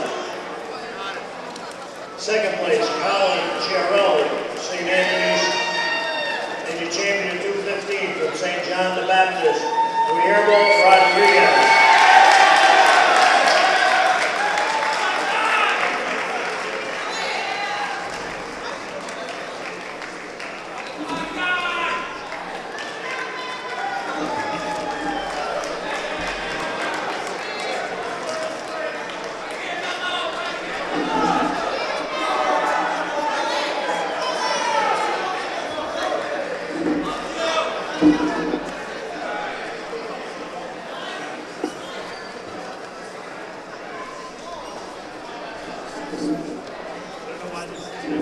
Sixth place at 285, Nate Changata, Kellenberg.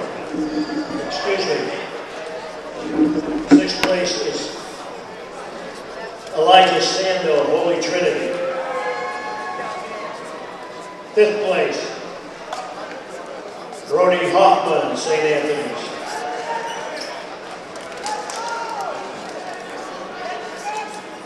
Fourth place was Nate Changata of Kellenberg. Third place, Luke Fifield, Kellenberg. Second place, Isaiah Gittens of Kellenberg, and your champion at 285 from St. John the Baptist, Jacob Rodriguez.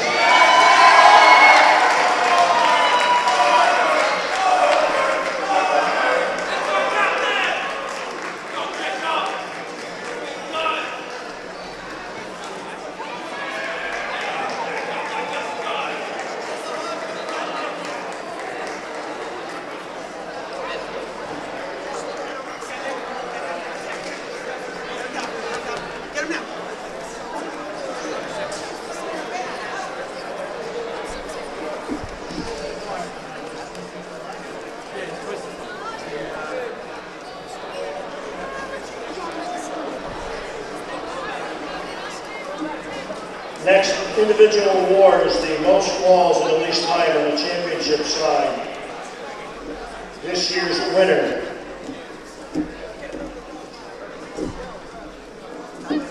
with 3 falls in 2 minutes and 19 seconds and 170 pounds from Kellenberg, Jonathan Hoffman.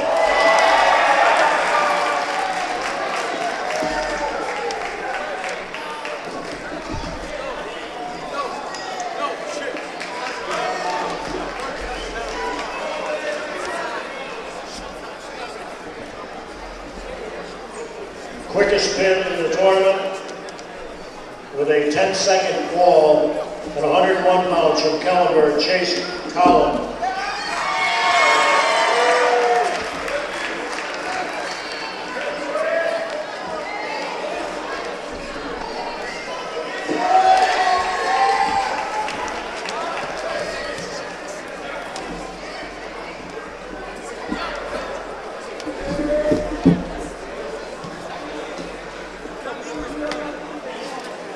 All right, your champion of champions is voted on by the 13 champions of today's tournament. It's the Joe Clunan champion of champions. And your winner at 131 pounds from Chaminade is Jake Nieto. Jake, do we need this?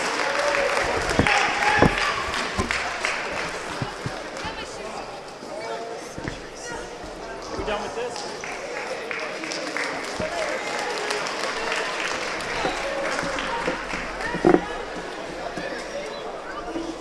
Our next is the Outstanding Wrestler Award. It's voted on by the coaches of this tournament. And it's a double win for Jake, as he is also the Outstanding Wrestler 2025 Nassau Southern Catholic High School Youth Tournament.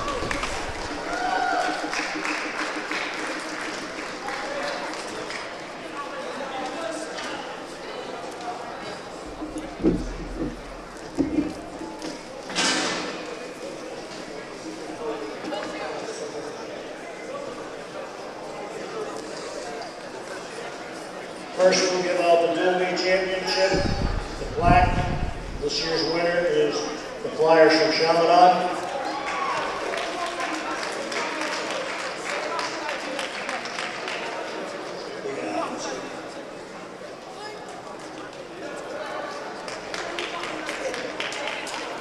Our last, we'll do the Sportsmanship Award first, and that's voted on by the referees at today's tournament. This year's winner of the Sportsmanship Award is the Firebirds of Kellenberg.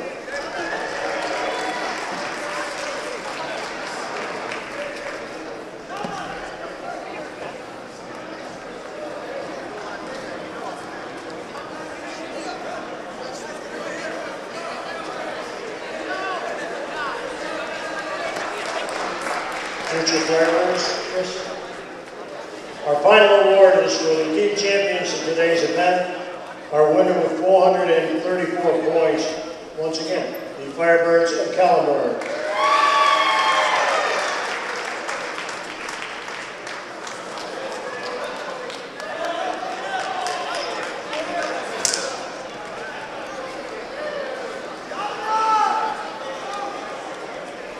That concludes our tournament.